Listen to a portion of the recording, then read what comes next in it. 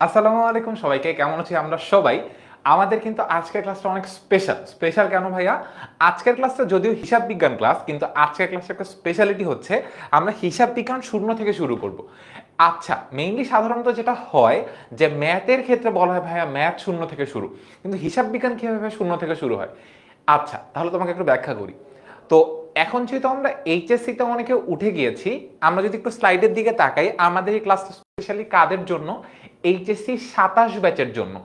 Specially HSC 27 ব্যাচে যারা কমার্সে পড়াশোনা করব, অর্থাৎ ব্যবসা শিক্ষা বিভাগে পড়াশোনা করব, তাদের জন্য আমাদের এই ক্লাসটা আয়োজন করা হচ্ছে, তাই না? আচ্ছা, যেহেতু আয়োজন করা হচ্ছে, তাহলে এই ক্লাসে আমরা অ্যাকাউন্টিং কোথা থেকে শুরু করতেছি? তার কারণ এমন অনেকেই আছি যারা একদম 9-10 থেকে অ্যাকাউন্টিং অনেক ভালো মতো পড়ে আসছি, 9-10 অ্যাকাউন্টিংয়ে A+ পেয়েছি, 90+ পেয়েছি, আর অথবা 100-এ 100 পেয়েছি। তাদের জন্য ক্লাসটা ডিজাইন করা হয়েছে, নাকি যারা আর্টস থেকে অথবা সায়েন্স থেকে কমার্সে শিফট করেছি তাদের জন্য ক্লাসটা শুরু করা হয়েছে? দেখো ভাইয়া, আমি একদম সহজ করে তোমাকে বলি, কলেজ লাইফ তো শুরু হচ্ছে। সো কলেজ লাইফ যেহেতু শুরু হচ্ছে, আমরা এতদিন অনেক দিন অ্যাকাউন্টিং ধরিনি, অ্যাকাউন্টিং বই থেকে অনেক অনেক অনেক অনেক দূরে আমরা। তো যারা 9-10ও অনেক ভালো পারতাম, তারাও যেমন অ্যাকাউন্টিং থেকে এখন অনেক দূরে। আর যারা এইচএসসি তে শুরুতে অ্যাকাউন্টিং আজকে ফার্স্ট ধরলাম, বা সায়েন্স থেকে অথবা আর্টস থেকে আসছি, তাদের জন্য অ্যাকাউন্টিং পুরা নতুন। সো আমরা একদম অ্যাকাউন্টিং এর জিরো থেকে স্টার্ট করব। এই অ্যাকাউন্টিং ক্লাসটা ইজ ফর এভরিওয়ান যারা জীবনে অ্যাকাউন্টিং এর নাম শুনে নাই, যারা এখন অনেক কনফিউজ যে ভাইয়া আমি কি কমার্স নিব কিনা, কমার্সের জন্য সবচেয়ে জটিল সাবজেক্ট যেটাকে আমরা অ্যাকাউন্টিং বলি, এই সাবজেক্ট আমি ক্র্যাক করতে পারবো কিনা, সেই সবগুলো প্রশ্নের উত্তর জানবো আমরা আজকে এই ক্লাসটার মধ্যে। সো ভাইয়া, আপনি এই ক্লাসটা আজকে কি করাবেন? আজকের ক্লাসটা এভাবেই সাজানো, মানে প্রত্যেকটা স্লাইড এভাবেই ডিজাইন করা, যাতে করে অ্যাকাউন্টিং যে জীবনেও করেনি, একদম জীবনেও না, মানে অ্যাকাউন্টিং এর নামই শুনছে আজকে ফার্স্ট টাইম, সেও যেন বুঝতে পারে অ্যাকাউন্টিং জিনিসটা কি। অ্যাকাউন্টিং এ ভালো করতে হলে, স্পেশালি অ্যাকাউন্টিং পারতে হলে, অ্যাকাউন্টিং এর এবিসিডি জিনিসটা কি, সেটা আজকে আমরা পড়াবো আজকের ক্লাসে। তো তোমাদেরকে যা এখন প্রথম কথা যে ভাইয়া কারা এই ক্লাসটা করবে, এটা এতক্ষণ বললাম, কারা এই ক্লাসটা করব না সেটা একটু আমি ফার্স্ট একটু বলে দেই, যাতে পরে তোমাদের ডিসস্যাটিসফ্যাকশনটা না হয়।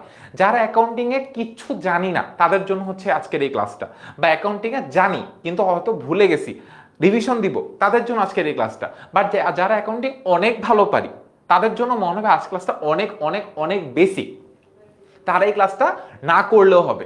আবার অনেকের এই কনফিউশন হবে যে ভাইয়া এই ক্লাসটা করানোর উদ্দেশ্য কি? আমরা সবাই জানি ফ্রি জিনিসের পিছনে একটা হয়তো পেইড জিনিস অবশ্যই থাকবে।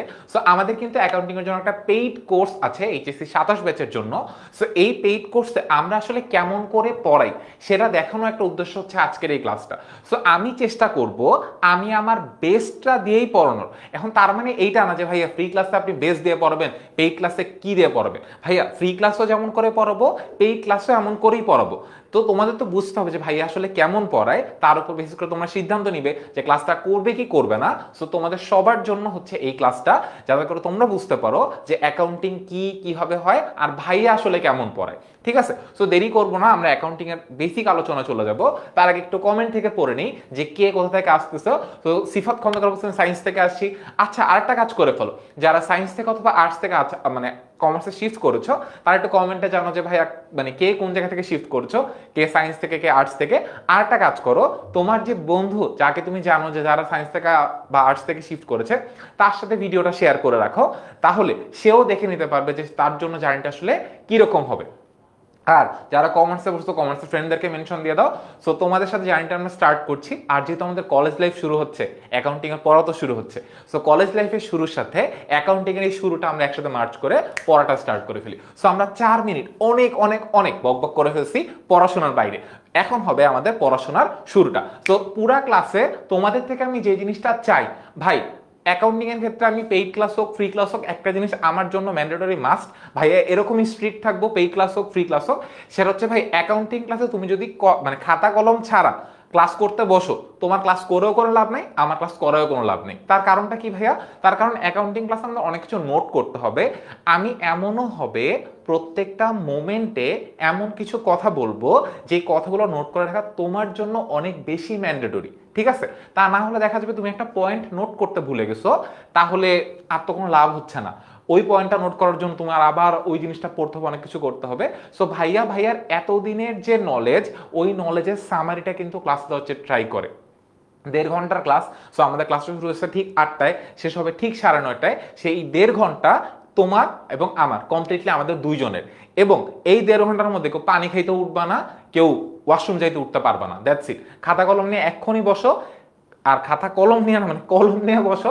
খাতা যদি আশেপাশে না থাকে, আমার কাছে রুলস হচ্ছে বেডশিটে লিখতে পারো, তারপর দেয়ালে লিখতে পারো, হাতেও লিখতে পারো, যদি হাত ধুইতে পারবা না ওইটা খাতায় লেখা রাখ পর্যন্ত। তারপর হইতেছে মানে যদি বাসায় মায়ের খাও, সেটা কিন্তু ভাইয়া জানে না, বাট ভাইয়া বললো খাতা কলম নিয়ে বসো। আর এরপর যদি ক্লাসে কেউ প্রশ্ন করে যে ভাই ক্লাসের স্লাইড কে দিবেন, আমি যারা যারা এখন ক্লাসে আসি 146 জন সবাইকে বলে দিচ্ছি, ক্লাসের আমি হচ্ছে ক্লাসটা শেষ করে এইচএসসি 27 স্টার স্টুডেন্ট এই গ্রুপে একটা পোস্ট দিয়ে দিব। তোমরা তো অনেকে বলো পোস্ট অ্যাপ্রুভ হয় না বা এরকম কোনো কিছু, যাতে এই ঝামেলাটা না হয়। সো আমি নিজে একটা পোস্ট দিয়ে দিব, সেই পোস্টের কমেন্টে তোমরা তোমাদের ক্লাসের নোটটা শেয়ার করবা। যারা যারা ক্লাসের নোট শেয়ার করবে তাদেরকে আমি এই ক্লাস স্লাইডটা দিয়ে দিব। বুঝছি স্যার? ওকে, আর কিছু বলবো না, পড়া শুরু করি। তো আমাদের ফার্স্ট স্লাইডটা একটু বলি। আমি স্কুলে অনেক স্লো পড়াবো বলতে প্রত্যেকটা জিনিস ধরে ধরে বুঝায় পড়াবো, এতে তোমাদের বুঝতে অনেক সুবিধা হয়। আর অ্যাকাউন্টিং এ যেহেতু একদম জিরো থেকে স্টার্ট করব, সো জিরো থেকে কোনো একটা কিছু পড়তে কিরকম হয় সেই এক্সপিরিয়েন্স আজকে তোমরা এই ক্লাসটার মধ্যে পাবা। ওকে, সো অ্যাকাউন্টিং ফার্স্ট পেপার হচ্ছে আমাদের অ্যাকাউন্টিং এ 2টা paper, first paper second paper. এই 2টা পেপারের টোটাল পরীক্ষা হয় 200 মার্কের। 200 মার্কের মধ্যে এ প্লাস পাওয়ার জন্য ফার্স্ট পেপারে 80, সেকেন্ড পেপারে 80 পাওয়া লাগে, অথবা 2টা মিলে 160 পাইলেও কিন্তু তুমি এ প্লাস পেয়ে যাচ্ছ। ঠিক আছে? সো এই 100 মানে 200 মার্কের যে পরীক্ষা, এইখানে 40 মার্ক তোমার কম্পালসারি একটা চ্যাপ্টারের উপর, সেটা হচ্ছে আর্থিক বিবরণী, যেটা অনেক বড় একটা অধ্যায়। সেটা আপাতত আমরা বলবো না, কথা বলবো না, ওটা যখন সময় আসবে তখন নিয়ে কথা বলবো। বাট আপাতত আমাদের অ্যাকাউন্টিং এর শুরুটা করা দরকার। তো অ্যাকাউন্টিং এর শুরুটা হবে কোত্থেকে? তো প্রথম কথা একটু বলে রাখি, তোমরা আজকে থেকে অ্যাকাউন্টিং পড়া স্টার্ট করতেছো, এইরকম অ্যাকাউন্টিং এর ভাষা তুমি তোমার একদম অ্যাডমিশনের লাইফ পর্যন্ত যে পাবা। আমি যখন অ্যাডমিশনেও ক্লাস নেই, ঠিক আছে, আমরা তো টেনমি স্কুল থেকে এইচএসসিও পড়াই, অ্যাডমিশনও পড়াই। আমি যখন অ্যাডমিশনে মানে সি ইউনিটে ঢাকা ভার্সিটি পরীক্ষার মানে ভর্তি পরীক্ষার জন্য পড়াই, ফার্স্ট যে লাইনটা আমি পড়াই সে লাইনটা হচ্ছে এই লাইনটা, যে লাইনটা তুমি এখন বোর্ডে দেখতে পাচ্ছ। ঠিক আছে? সো তুমি এখন যা পড়বা, আগামী 2 বছর পর তোমার একই জিনিস দেখা লাগবে, একই জিনিস পড়া লাগবে। সো আমরা একবারে পুরো জিনিসটা বোঝার চেষ্টা করব, যাতে করে আমাদের বুঝতে আর পড়তে কোথাও কোনো সমস্যা না হয়। আর একটা জিনিস আগে একটু বলে রাখি, ভাষাগুলো সাধু ভাষায় লেখা। সো আমি যেহেতু এখানে দাঁড়াইছি, আমার কাজ হবে আমি যে ভাষাটায় বুঝি বা যে ভাষাটায় কথা বলি, ওই রকম ভাবেই এই জিনিসগুলোকে ব্যাখ্যা করা। ঠিক আছে? ওকে, শুরু করি। সো একজন লিখছে ভাই কেমন আছেন? আমি ভালো আছি, তুমি আই গেস ভালো আছো, নাহলে ক্লাস তো করতে আসতা না। তো অ্যাপে ক্লাস হবে না আজকে, তো ভাইয়া আমাদের ফ্রি ক্লাস, অর্থাৎ সবার জন্য উন্মুক্ত। এই ক্লাসটা শুরু হবে ঠিক অক্টোবরের 6 তারিখে। ঠিক আছে? তখন থেকে সব ক্লাসই হবে আমাদের অ্যাপে। ওকে, সো হিসাব বিজ্ঞানের ধারণা। সো হিসাব আর বিজ্ঞান মানে এখানে হইতেছে আমি যেরকম সহজ ভাষায় বলি, হিসাব বিজ্ঞান জিনিসটা হচ্ছে, হিসাব বলতে আমরা নর্মালি যে জিনিসটা বুঝি যে আমি সারাদিন কয় টাকা খরচ করছি, ওইটাকে মানে আমি যদি ওইটারও হিসাব রাখি, সেটাকেও হিসাব বলা হয়। আর আবার যদি ব্যবসার দৃষ্টিকোণ থেকে যাই বা ব্যবসার পার্সপেক্টিভ থেকে যাই, একটা বিজনেসে সারাদিন যত টাকার কেনা বেচা হয় সেইটার হিসাব রাখাটাও কি আমরা কি বলি ভাইয়া? হিসাব বলি। এখন এখানে ভাই বিজ্ঞানের কাজটা কি? আমরা তো কমার্সে পড়ি, সো এখানে সায়েন্সের কাজটা কি? আচ্ছা, সায়েন্স যদি আমি একদম মানে সায়েন্সের ব্যাখ্যাটা বলি, সায়েন্স মানেই বোঝায় একটা স্ট্রাকচার্ড প্রসেস, একটা স্ট্রাকচার্ড ফর্মুলা, একটা স্ট্রাকচার্ড ফ্রেমওয়ার্ক। সো আমরা সবাই সবার মতো করে হিসাব রাখি। কেউ মনে করো মানে খাতা কলমে লিখে হিসাব রাখি, কেউ হয়তো মনে রাখি, মনে মনে হিসাব করি যে আচ্ছা আজকে রিক্সা ভাড়া দিচ্ছি 10 টাকা, লেগুনা ভাড়া দিচ্ছি 5 টাকা, বাস ভাড়া দিচ্ছি 10 টাকা, সারাদিন আমার খরচ আবারও হয়, তারপর আইসক্রিম খাইছি 20 টাকা, সারাদিনে খরচ হলো কত?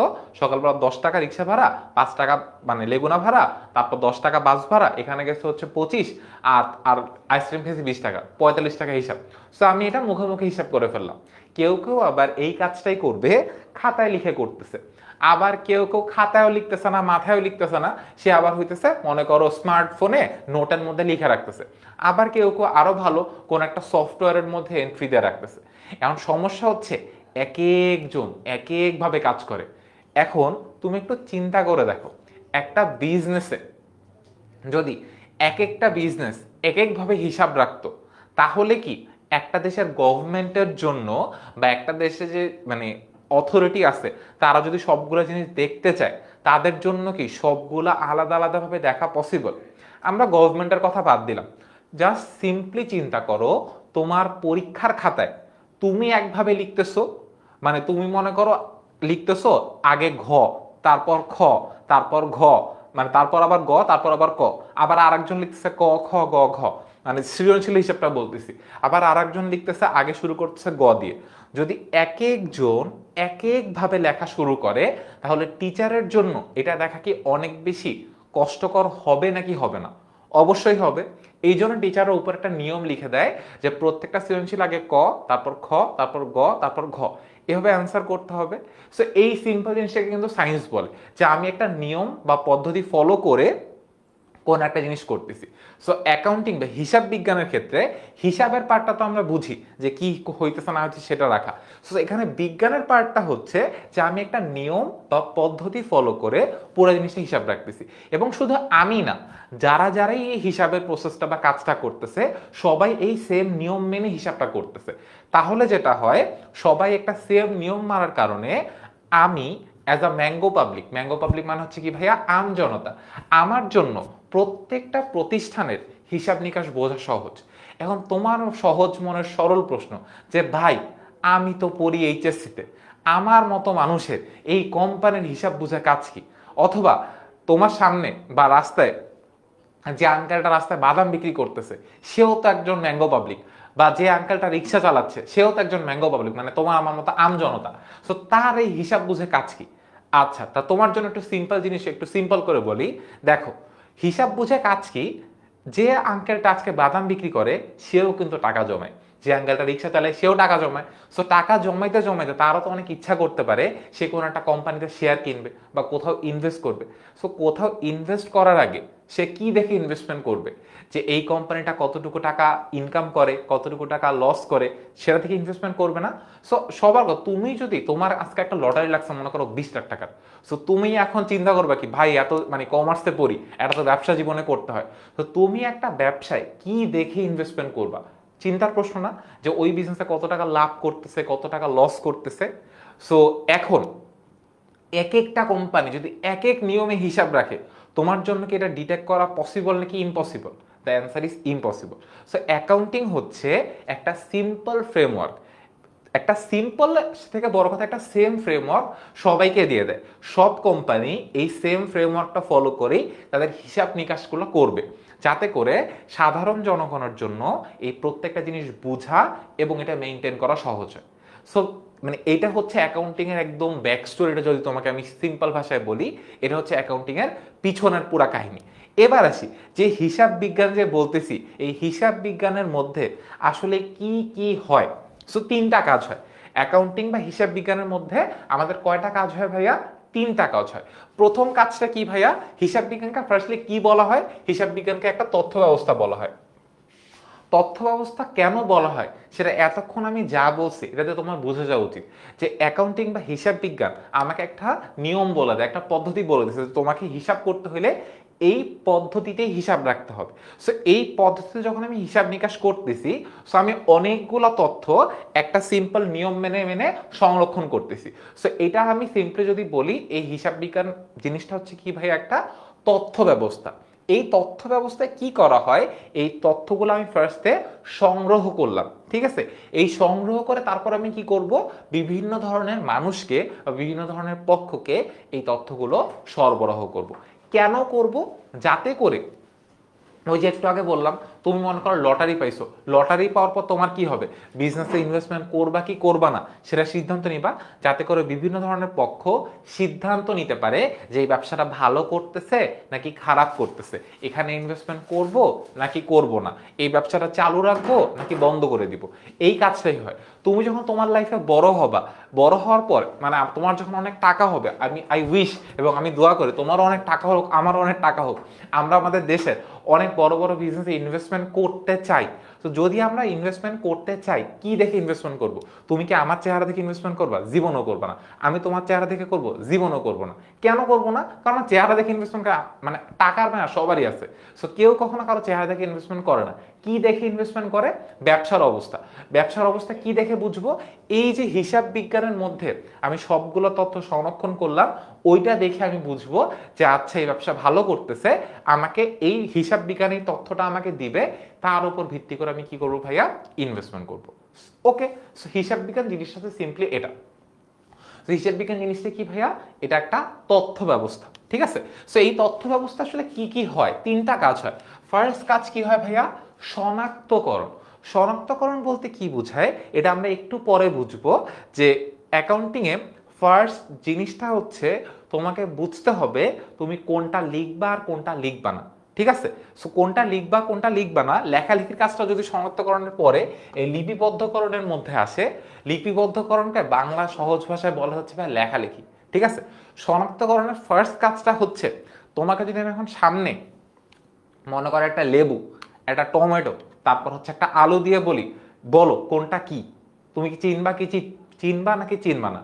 তুমি যদি মানে একদম অবুঝ না হও, যে ছোটবেলায় তুমি বই পড়ো নাই যে আচ্ছা এটাকে বলে টমেটো, এটাকে বলে লেবু, এটাকে বলে আলু, অথবা তুমি জীবনে বাজার যাও নাই, এরকম যদি কোনো কেস না হয়, যারা ক্লাস করতেছি সবাই আমরা বুঝবো যে একটা মানে আলুর কালার দেখতে মনে করো মাটি মাটি কালার, যেটা সেটা বলে আলু, মানে তারপর হইতেছে যদি লাল হয় সেটা হচ্ছে টমেটো, আর যদি সবুজ হয়, এমন অনেক ভাই টমেটোর কালারও সবুজ হয়, আচ্ছা আমি লাল টমেটোর মানে কথা বলতেছি, আর যদি সবুজ হয় সেটা হচ্ছে আমাদের লেবু। তুমি সিম্পলি ভাবে এই জিনিসটা বুঝতেছো না? শনাক্তকরণ হচ্ছে ভাই সিম্পলি এই জিনিসটাই, বাট হিসাব বিজ্ঞানের ক্ষেত্রে শনাক্তকরণের ব্যাপারটা হচ্ছে লেনদেন শনাক্তকরণ। মানে হচ্ছে হিসাব বিজ্ঞানের স্টার্টিং পয়েন্ট হচ্ছে ঘটনা, যেটা আমরা একটু পরে নেক্সট স্লাইডে আলোচনা করব। যা আমি তোমাকে মানে কনটেক্সট দেওয়ার জন্য বলতেছি। অ্যাকাউন্টিং বা হিসাব বিজ্ঞান স্টার্টিং পয়েন্টটা কি ভাইয়া? ঘটনা। সো ঘটনা বলতে কি বোঝায়? জীবনে যাই ঘটে তাই একটা ঘটনা। তুমি এখন ক্লাস করতেছো, এইটা একটা ঘটনা। তুমি ক্লাস করতে করতে বিছানায় বসে ক্লাস করতেছো, দেখতে দেখতে তুমি ঘুরতে ঘুরতে বিছানা থেকে পড়ে গেছো, এইটা একটা ঘটনা। আবার বিছানা থেকে পড়ে উঠে চেয়ারে বসছো, এইটা একটা ঘটনা। আন্টি দৌড় দিয়ে আসছে, আওয়াজ হইছে, কি হইলো কি হইলো? সো আন্টি আসার পর যখন দেখছে তুমি নিচ থেকে উপরে উঠতেছো, বলছিলাম বিছানায় বসে ক্লাস করতে না, পড়াশোনা বিছানায় বসে হয়। সো এই যে আন্টি তোমাকে বকা দিতেছে, এইটাও একটা ঘটনা। সো জীবনে যাই ঘটে তাই একটা ঘটনা। এই ঘটনার মধ্যে আরেকটা ঘটনা ঘটছে, তুমি যখন দেখতেছো হুট করে তুমি তো পড়ছো হাত থেকে ফোনটাও পড়ে গেছে, ঠিক আছে? ফোন পড়ে যেয়ে কি হয়েছে ভাই, এটা কারো না হোক, কারণ ফোন পড়ে গেলে লসটা হবে তোমারও আমারও, কারণ তুমি ফোন নষ্ট হয়ে গেলে তুমি ক্লাস করতে পারবে না। সো আমি চাই তুমি ক্লাস করো। সো ঠিক আছে, ফোনটা পড়ে গেছে, ফোন পড়ে যেয়ে কি হয়েছে, ফোনের স্ক্রিনটা ভেঙে গেছে, ঠিক আছে? এখন স্ক্রিনটা যেহেতু ভেঙে গেছে, দেখো তুমি বিছানায় বসে ক্লাস করতেছিলা, ক্লাস করতে করতে বিছানা থেকে পড়ে গেছো, তারপর আন্টি এসে তোমার বকা দিছে, এই তিনটার একটা ঘটনার মধ্যেও কি টাকার কোনো লেনদেন হয়েছে, বা তোমার কোনো টাকার ক্ষতি হয়েছে, বা তোমার পকেটে কোনো টাকা আসছে, যে আন্টি কি দৌড় দিয়ে আসে তোমার বলছে এই না 10 টাকা যা যা চকলেট খেয়ে, এটা তো আন্টি তোমার জীবনে বলা নেই, তুমি বিছানা থেকে পড়ে গেছে, আন্টিকে তোমার বকা দিবে যে কেন পড়ে গেছিস তুই, কেন বিছানা বসে ক্লাস করছিস, ঠিক আছে? সো তিনটা ঘটনা, তিনটাই কিন্তু ঘটনা, কিন্তু তিনটা ঘটনার কোথাও কিন্তু টাকার কোনো লেনদেন হয়নি। সো যে ঘটনাগুলোর সাথে টাকার কোনো মানে টাকা আসে না বা টাকা যায় না, সেটাকে আমরা লেনদেন বলি না। আর পরে যে মোবাইলের স্ক্রিনটা ভেঙে গেছে, এই স্ক্রিনটা ঠিক করতে তোমার মনে করো 500 টাকা লাগবে বা 1000 টাকা লাগবে, যখনই কোনো ঘটনার সাথে টাকার সম্পর্ক চলে আসে, তখন আমরা সেটাকে কি বলি ভাইয়া? লেনদেন বলি। Simple framework. সো অ্যাকাউন্টিং এ শুরু হয় কি দিয়ে? ঘটনা। বাট সব ঘটনা আমার জন্য ইম্পর্টেন্ট না। আমার জন্য হিসাব বিজ্ঞানে শনাক্ত করার জন্য বা অ্যাকাউন্টিং শুরু করার জন্য কোন ঘটনাটা আমার দরকার? যে ঘটনার সাথে টাকা লেনদেন থাকবে, মানে টাকা থাকবে, জড়িত থাকবে, হয় টাকা আসবে না হলে টাকা চলে যাবে, ঠিক আছে? সেটাকে আমরা কি বলি ভাইয়া? লেনদেন বলি। ওকে, সো আমরা একটু পরে দেখবো। সো যখন আমরা একটা জিনিস বুঝে ফেলি যে কোন ঘটনাটা লেনদেন, কোন ঘটনাটা লেনদেন ভাইয়া? যে ঘটনার সাথে টাকার সম্পর্ক থাকবে, पैसा ही पैसा। তো যে ঘটনার সাথে টাকা সম্পর্ক থাকবে সেটাকে আমরা কি বলি ভাইয়া? লেনদেন বলি। আর যখনই আমরা ঘটনা থেকে লেনদেন বুঝে ফেলবো, এই যে চিহ্নিত করে ফেললাম, সেই কাজটাকে কি বলে ভাইয়া? শনাক্তকরণ বলে। এরপরে ওই লেনদেনটাকে আমাদের কি করতে হয়? হিসাবের খাতায় লিখতে হয়। এই লেখার কাজটাকে আমরা কি বলি ভাইয়া? লিপিবদ্ধকরণ বলি। ঠিক আছে? এরপর লেখালেখি করার পরে সো এই লেখালেখিটা প্রত্যেক দিন হয়। সো প্রত্যেক দিন আমরা জাবেদা করি। সো জাবেদা ওয়ার্ডটা আমার কাছে খুব ফেভারিট একটা ওয়ার্ড, কারণ জাবেদা জিনিসটা তুমি যদি বুঝে ফেলো, তুমি অ্যাকাউন্টিং এর 40% বুঝে ফেলছো। তুমি আমারে বিশ্বাস করো, তুমি আমার বিশ্বাস না করো, দিস ইজ দ্য ট্রুথ। তুমি জাবেদা বুঝে ফেলছো, তুমি অ্যাকাউন্টিং এর 40% সিলেবাস শেষ করে ফেলছো। এরপরে বাকি 60% তুমি যতদিন লাগায় করবা করো। ঠিক আছে? সো আমাদের মেইন টার্গেট হবে এই জাবেদা জিনিসটাকে কোনোভাবে শেষ করে ফেলা সবার আগে। এটা মুখস্থ করে হোক, বুঝে হোক, যেমনি হোক তেমনি এটা শেষ করে ফেলবো আমরা। এরপর আমরা যা মন চায় তা করবো। ঠিক আছে? তো ফার্স্ট আমরা শনাক্তকরণ করলাম, এরপর লেখালেখির কাজটা করলাম। লেখালেখি আমরা প্রত্যেক দিন করি। এরপরে এই লেখালেখির সবগুলা কাজকে সামারি করে, এই যে বললাম যে আর্থিক বিবরণী ক্লাসের শুরুর দিকে বসি, যেটা তোমাদের আসলে ফার্স্ট পেপারে 20 মার্ক, সেকেন্ড পেপারে 20 মার্ক, ওই জিনিসটা করতে হয়। সো ওই জিনিসটাকে আমরা কি করি ভাইয়া? তথ্য সরবরাহ করি। সো যখন আমরা তথ্য সরবরাহ করি, আর্থিক বিবরণীর মধ্যে 4টা বিবরণীর নাম পড়ে। একটা হচ্ছে বিশদায় বিবরণী, একটা মালিকানা সত্ত্ব, একটা আর্থিক অবস্থা, আর একটা নগদ প্রবাহ। সো নগদ প্রবাহ আমাদের পরে আসবে। মেইনলি এই 3টা বিবরণী আমাদের তথ্য হিসেবে সরবরাহ করা হয়, যে বিশদায়, মালিকানা সত্ত্ব, আর্থিক অবস্থা। যদি এটা অনেক দূরের আলাপ, তাও তোমাকে আমি জানা রাখলাম যে অ্যাকাউন্টিং এর মধ্যে বা হিসাব বিজ্ঞানের মধ্যে মেইনলি এই 3টা কাজ হয়। খুব বোরিং আলাপ, বাট জিনিসটা হচ্ছে this is the basics of accounting, যেটা তুমি আজকে পড়বা। আজকে থেকে শুরু করে তুমি যদি অ্যাডমিশন টেস্টের প্রিপারেশন নিবা, যেদিন তুমি অ্যাকাউন্টিং এর অ্যাডমিশনের ফার্স্ট ক্লাস করবা, সেটা আমার কাছে করো, আর তুমি দুনিয়ার যেখানে যেই স্যারের কাছে পড়ো, যদি বাংলাদেশে পড়াশোনা করো, ঠিক আছে, তোমারে অ্যাকাউন্টিং এর ফার্স্ট দিন এই জিনিসটাই মানে পড়াবে।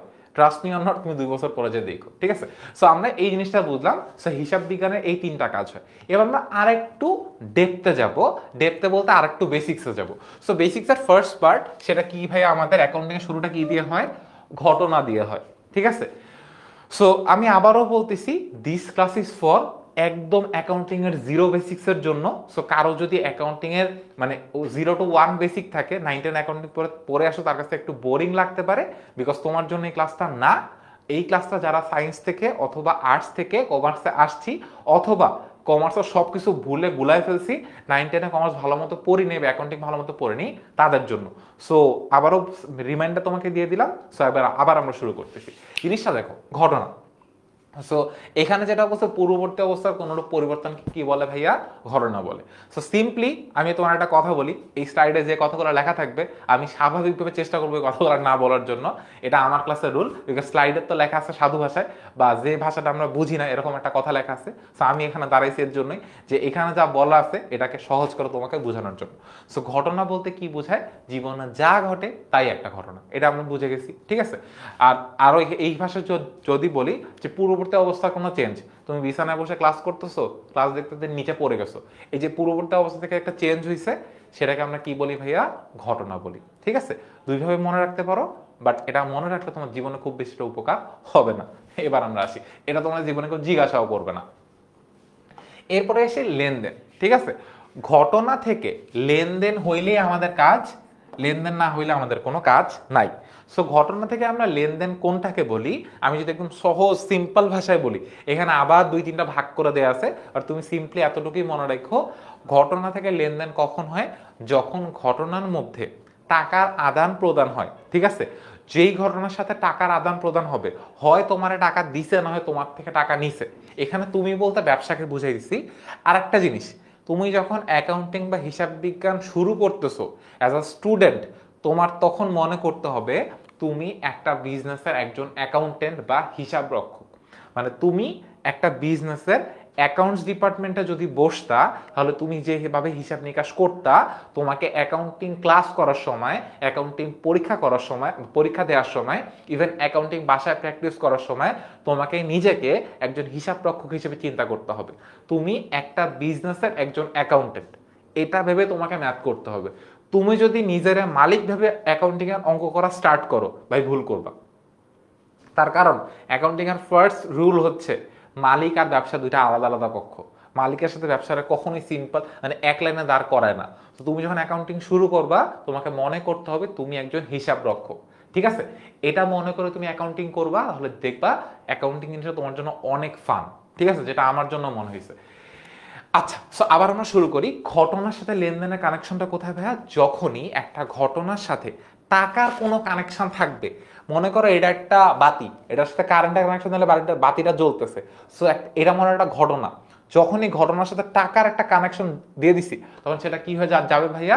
সেটা হবে আমাদের জন্য লেনদেন। সো এখানে আবার অনেক ব্যাখ্যা করে দেওয়া আছে, তুমি জাস্ট এতটুকুই মনে রেখো, জীবনে যা ঘটে তাই একটা ঘটনা, আর জীবনে যা ঘটবে ওটার সাথে যখন টাকার একটা কানেকশন জোড়া দিব তখন সেটা হয়ে যাবে কি ভাইয়া? লেনদেন। আর যখনই আমাদের জন্য একটা লেনদেন হবে সেই লেনদেনকে নিয়ে আমাদের জীবনের লক্ষ্য উদ্দেশ্য পরিবর্তন করতে হবে, ঠিক আছে? জাস্ট আপাতত যতটুকু মনে রাখলেই হবে এই পেজ থেকে। যদি আমি এখানকার মানে পার্সপেক্টিভটা বলি, এখানে দুই ভাগে ভাগ করছে, আর্থিক লেনদেন, অনার্থিক লেনদেন। যার সাথে টাকা কানেকশন থাকে তাকে বলা হয় আর্থিক লেনদেন, যার সাথে টাকা কানেকশন নেই তাকে বলা হয় অনার্থিক লেনদেন। আর তুমি এত কিছু মনে রাখা তোমার দরকার নেই আপাতত, তুমি এতটুকুই মনে রেখো, জীবনে যা ঘটে তাই লেনদেন, আর যা ঘটতেছে তার সাথে যখন টাকার কানেকশন জোড়া দেবো তখন সেটা হয়ে যায় জীবনে যা ঘটে তাই ঘটনা, আর সেই ঘটনার সাথে যখন আমি টাকার কানেকশন দিয়ে দেবো তখন সেটা হয়ে যাবে কি ভাইয়া? লেনদেন। That's it. এখন তোমাকে মানে এটা আমি কেন বলতেছি তোমাকে, তোমার অ্যাকাউন্টিং এক্সামে 4 মার্কের একটা কোয়েশ্চেন এটা দিয়ে, 4 মার্কের কোয়েশ্চেন দিবে না, এটা 4 মার্কের কোয়েশ্চেন এসএসসি লেভেলে দিত, এইচএসসি লেভেলে 2 মার্কের একটা কোয়েশ্চেন এটা দিতে পারে, তোমাকে বলবে নিচের কোনটি লেনদেন আর নিচের কোনটি লেনদেন না। তোমাকে আমি একটা 2 মার্কের ব্যাখ্যা বা কোয়েশ্চেন এখনই সলভ করাই দিই। দেখো, আমি একটা মানে মনে করো কোনো একটা প্রোডাক্ট দোকান থেকে কিনছি, টাকা যাবে না। মনে করো আমি দোকান থেকে যে কি কিনে আনতে পারি, মনে করো দোকান থেকে যে আলু কিনে নিয়ে এসেছি, টাকা চলে গেছে না? এটা কি লেনদেন নাকি লেনদেন না? সো তোমরা আমার সাথে কিন্তু কমেন্টে বলো, আমি দোকান থেকে যে আলু কিনে নিয়ে আসছি এটা কি লেনদেন নাকি লেনদেন না? এটা অবশ্যই একটা লেনদেন। আচ্ছা, আমি দোকান থেকে যে পটল কিনে নিয়ে আসছি, মানে গেছি টাকা দিছি কিনে আসছি, অবশ্যই এটা একটা লেনদেন। আচ্ছা, আমি দোকানে যে মনে করো বলছি যে আমার আগামী সপ্তাহে 2 কেজি আলু লাগবে, ঠিক আছে? ভালো করে শুনো, আমি দোকানে যেয়ে বলছি আমার আগামী সপ্তাহে 2 কেজি আলু লাগবে, আমি কিন্তু টাকা দেই নাই, কি করছি আমি জাস্ট বলছি আমার আগামী সপ্তাহে কি লাগবে ভাইয়া? 2 কেজি আলু লাগবে। অর্ডার দিছি একটা, টাকা দিছি?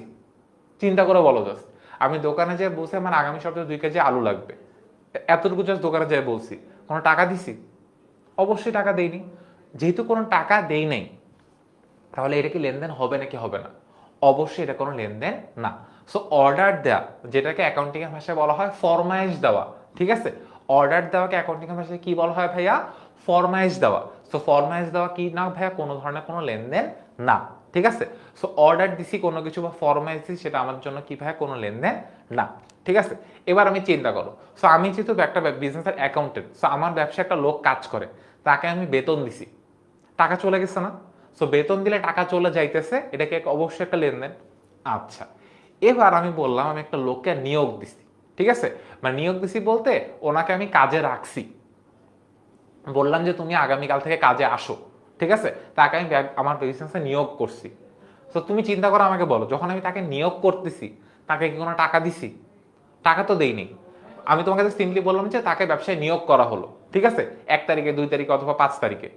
সো প্রথম প্রশ্ন, তুমি একটা মানে তোমার কাছে একটা মানে মানে অনেক লিস্ট অফ আইটেম দেয়া আছে, তোমার ওইটা থেকে তোমাকে নিজেকে প্রশ্ন করতে হবে যে ভাই টাকা গেছে, টাকা গেছে বা টাকা আসছে, তাহলে লেনদেন। টাকা যায় নাই, লেনদেন না। সো টাকা যায়নি এরকম মানে কয়েকটা সিম্পল জিনিসই আছে, যেমন এরকম ফরমাইজ দেওয়া বা অর্ডার দেওয়া, তারপর কাউকে নিয়োগ দেওয়া, এগুলো হচ্ছে কোনো ধরনের কোনো লেনদেনের মধ্যে পড়ে না।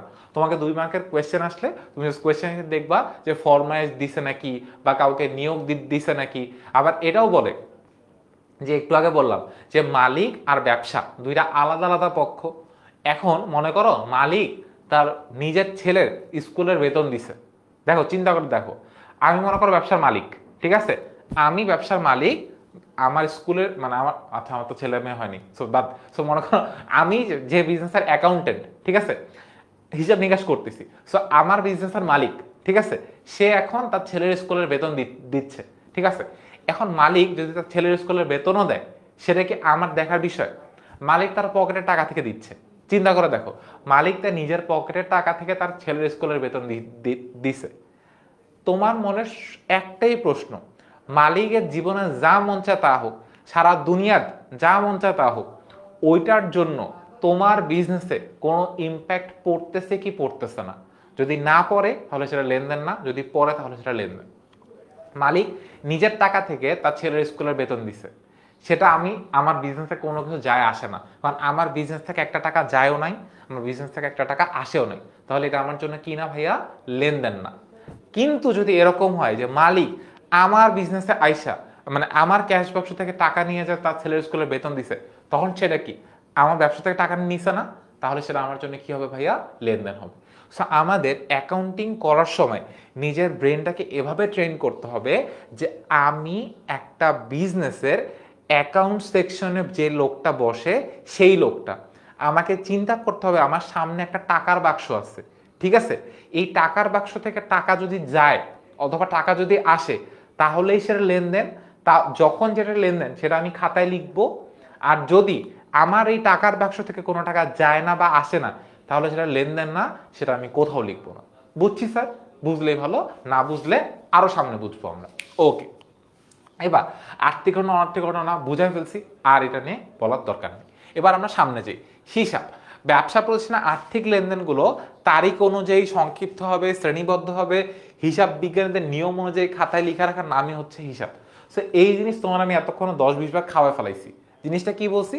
যে এই যে আমি যখন বুঝে ফেললাম এটা আমার জন্য একটা লেনদেন, মানে আমার সামনের ক্যাশ বাক্স থেকে টাকা গেছে অথবা ক্যাশ বাক্সে টাকা আসছে, এটা যখনই আমি বুঝতে পারছি তার মানে আমার জন্য কি একটা লেনদেন। আর যখনই এটা একটা লেনদেন হবে তখনই আমাকে কি করতে হবে ভাইয়া? হিসাব করতে হবে। সো হিসাব যে আমি করব বা অ্যাকাউন্টিং এর মধ্যে যে আমি এটাকে নিয়ে আসবো, এটা কেমনে করব? ফার্স্ট অফ অল ভালো করে ওয়ার্ডগুলো দেখো। আমাকে তারিখ অনুযায়ী করতে হবে। তারিখ অনুযায়ী মানে ভাইয়া যেদিন টাকা নিছে ওই ডেটটা ফার্স্টে লিখবো, ঠিক আছে? তারিখ অনুযায়ী যেদিন টাকা নিছে অথবা যেদিন টাকা আসছে ওই ডেটটা ফার্স্টে লিখলাম। তারপরে সংক্ষিপ্ত হবে। কারণ আমি কি দেখো, অনেকগুলা লেনদেন। একটা মুদি দোকানের সামনে তোমরা যদি আমি সারা দিন দাঁড় করায় রাখি আর তোমার কাজ হচ্ছে একটা, সারা দিন ওই দোকান থেকে কতগুলা লোক কয়টা জিনিস কিনছে আর ওই দোকানের কাছে কতজন লোক কয়টা জিনিস বেচছে, তোমরা যদি একটা কাউন্ট করতে দেই, তুমি একটু চিন্তা করে দেখো তো তোমার জন্য এই কাজটা কতটুকু সহজ অথবা কতটুকু ডিফিকাল্ট। তুমি যদি একদম সাধারণ কোন একটা মুদি দোকানের বাইরে 1 ঘন্টা দাঁড়ায় থাকো, তাহলে তুমি দেখবা মুদি দোকান যদি ভালো চলে তাহলে দেখবা মিনিমাম ওই দোকানে 1 ঘন্টার মধ্যে 30 থেকে 40টা কাস্টমার আসবে, যারা হইতেছে বিভিন্ন ধরনের 1 টাকার চকলেট থেকে শুরু করে 1000 টাকার মনে করো কোনো একটা প্রোডাক্ট নিয়ে যাইতে পারে। মুদি দোকান বলতে যদি কিছু না বুঝো, মুদি দোকান হচ্ছে তোমার বাসার নিচে একটা দোকান থাকে, যে দোকান থেকে তোমার মা তোমার দোকান থেকে মানে আলু পটল সবজি সাবান এই জিনিসগুলো কিনতে পাঠায়, ওইটাকে বলা হয় মুদির দোকান, ঠিক আছে? এবার আপনার আসি। সো ওই দোকানে 1 ঘন্টায় 30 জন লোক বিভিন্ন দামের জিনিস কিনতে আসতে পারে, অবশ্যই আসতে পারে। আবার তুমি যদি চিন্তা করো যে সুপার শপগুলা দেখো, সুপার শপ বলতে কি বোঝায়? স্বপ্ন, আগরা এই ক্যাটাগরির দোকানগুলা, যেখানে তুমি যদি 1 টাকার জিনিস করো তাও কম্পিউটারের হিসাব রাখে, তুমি যদি 1000 টাকার জিনিস করো তাও কম্পিউটারের হিসাব রাখে। সো আমরা এত কমপ্লেক্সে না আছি। সো মুদির দোকানে 30 জন কাস্টমার আসলো, লিখে রাখলো। তারপরে মনে করো মুদি দোকানে তো অনেকে অনেক কিছু বেচতেও আসে, শুধু কিনতেও আসে না। মনে করো আমি চিপসের বিজনেস করি, আমি ওই মুদি দোকানে গেলাম, যে বললাম যে আপনি আমার এই চিপসটা রাখেন, সো আমি তার কাছে জিনিসপত্র বেচতেছি। সো এরকম অনেকগুলা জিনিস হবে। তুমি চিন্তা করো 1 ঘন্টায় যদি 30 জন আসে, 2 ঘন্টায় কয়জন? 60 জন। 3 ঘন্টায় কয়জন? 90 জন। 4 ঘন্টায় কয়জন? 120 জন। 24 ঘন্টায় কয়জন? আমি এখন হিসাব করতে পারতেছি না, সামনে ক্যালকুলেটর নাই, ঠিক আছে? তারপর 24 ঘন্টা যদি এতজন হয় তাহলে 30 দিনে কতজন? 1 বছরে কতজন? ওই লোকটা যদি দিনেরটা দিনে হিসাব না রাখে, ডেট ওয়াইজ, তাহলে দেখো উনি হিসাব হারায় ফেলবে না? কোন দিন কি বেচছি, কতটুকু বেচছি, হিসাব নিকাশ করা তার জন্য অনেক ডিফিকাল্ট হয়ে যাবে। জাস্ট সিম্পলি চিন্তা করে দেখো। সো অ্যাকাউন্টিং এর জন্য প্রত্যেকটা জিনিস তারিখ অনুযায়ী লিখতে হয়। এবার তারিখ অনুযায়ী তো লিখলাম, আমি প্রত্যেকটা জিনিস ডিটেলসে লিখবো যে আমি অমুকের কাছে 2 কেজি আলু বিক্রি করছি, আমি অমুকের কাছে 3 কেজি পেঁয়াজ বিক্রি করছি। সো ও যদি লিখতে যায়, লেখার জন্য একজনের বেতন দিয়ে রাখা লাগবে, তাও সে লিখে শেষ করতে পারবে না। সো লিখতে হবে কিভাবে ভাইয়া? সংক্ষিপ্তভাবে। সংক্ষিপ্তভাবে কি বা কিভাবে লিখতে হবে সেটা আমরা অনেক পরে দেখবো। সো এটা নিয়ে আবার তোমার মাথা টেনশন রাখারই দরকার নেই। এরপরে শ্রেণীবদ্ধ হবে হিসাব বিজ্ঞানের নিয়ম অনুযায়ী। শ্রেণীবদ্ধভাবে মানে কি? সিরিয়াল ওয়াইজ লিখতেছি, আর হিসাব বিজ্ঞানের নিয়ম অনুযায়ী। ওই যে একদম ক্লাসে শুরুতে বললাম, বিজ্ঞান মানে কি? সবাইকে একটা সিম্পল নিয়ম মেনে জিনিসপত্র হিসাব নিকাশ করতে হবে। সেই হচ্ছে হিসাব আর বিজ্ঞানের একটা ফুল কম্বিনেশন। ঠিক আছে? এখন হিসাব বিজ্ঞানের শ্রেণী বিভাগ, যাকে দুই ভাগে ভাগ করা হয়, একটা সনাতন নিয়ম, একটা আধুনিক নিয়ম। মানে একটা হচ্ছে জেনজি মানে ইয়ো পশকিটস, আর একটা হচ্ছে ভাইয়া মানে ওল্ড মানুষজন যারা আমরা আছি। মানে আচ্ছা আমি নিজেকে ওল্ড বলে ফেললাম, আচ্ছা সমস্যা নেই, তোমরা তো সব গোল্ড, আমরা হচ্ছে ওল্ড। আচ্ছা ঠিক আছে। সো এই জিনিসটা হচ্ছে পুরাতন একদম আগে একভাবে হিসাব রাখা হইতো, আর এখন আধুনিক নিয়মে একভাবে হিসাব রাখা হয়। তো তোমরা মোস্ট অফ দ্য টাইম আধুনিক নিয়মটাই ফলো করবা, বাট সনাতন নিয়মটা তোমার এমসিকিউ এর জন্য ইম্পর্টেন্ট। সনাতন নিয়মের কোয়েশ্চেনটা থিওরিতে আমি যদি লাস্ট 4-5 বছরের বোর্ড কোয়েশ্চেন যতটুকু অ্যানালাইসিস করছি, আমি মনে হয় 4 মার্ক থেকে হায়েস্ট 6 মার্কের এরকম কোয়েশ্চেন পাইছি, মানে কতে খতে দুইটা মিলায়। এর বেশি আমি খুব বেশি দেখিনি। 2 থেকে 3টা বোর্ডে আসছে। হাইয়েস্ট গেলে যদি সব গত 4-5 বছর কম্বাইন করি তাহলে হয়তো সবগুলো বোর্ড মিলায় 7 থেকে 8টা বোর্ডে এই সনাতন নিয়ম থেকে সিকিউ এর কোয়েশ্চেন আসছে আমার জানা মতে। ঠিক আছে? আর এমসিকিউ প্রত্যেক বছরই আসে, আর কিন্তু বাদবাকি সব জায়গায় আধুনিক নিয়ম থেকে তোমার প্রশ্নটা আসে। ঠিক আছে? সো আমরা দুইটাই শিখবো, কোনো চাপ নেই। সো সনাতন নিয়মে হিসাবকে কয় ভাগে ভাগ করা হয়? 3 ভাগে। একটা ব্যক্তিবাচক, একটা সম্পত্তিবাচক, একটা নামিক। টেনশন নেওয়ার দরকার নাই, তোমারা ভাই হ্যাঁ ইধার। জিনিসটা হচ্ছে ব্যক্তিবাচক বলতে কি বোঝায়? কোনো ব্যক্তি বা প্রতিষ্ঠানের নাম বোঝালে সেটাকে আমরা কি বলি ভাইয়া? ব্যক্তিবাচক। এখন মনে করো ক্লাস কে কে করতেছে, ঠিক আছে? মনে করো সাদিয়া ক্লাস করতেছে। আমি যদি বলি সাদিয়া হিসাব, সেটা কি হবে? একটা ব্যক্তিবাচক হিসাব। তারপর মনে করো হচ্ছে ইমরান ক্লাস করতেছে, ও কেউ মনে জিজ্ঞাসা করছে নোট করা লাগবে কিনা। আচ্ছা তোমরা যদি এখন ভাত খাইতে দিছি, ভাত তোমার সামনে তরকারি মানে ভাত সাজাই দিছি, তরকারি দিয়ে দিছি, এখন তুমি যদি আমাকে প্রশ্ন করো যে ভাইয়া ভাতটা কি খাইতে হবে নাকি হবে না, তার থেকে বড় প্রশ্ন ভাই আমি কি ভাত হাত দিয়ে খাবো নাকি হাত দিয়ে খাবো না, আমার অ্যান্সারটা কি হবে তোমার উপর?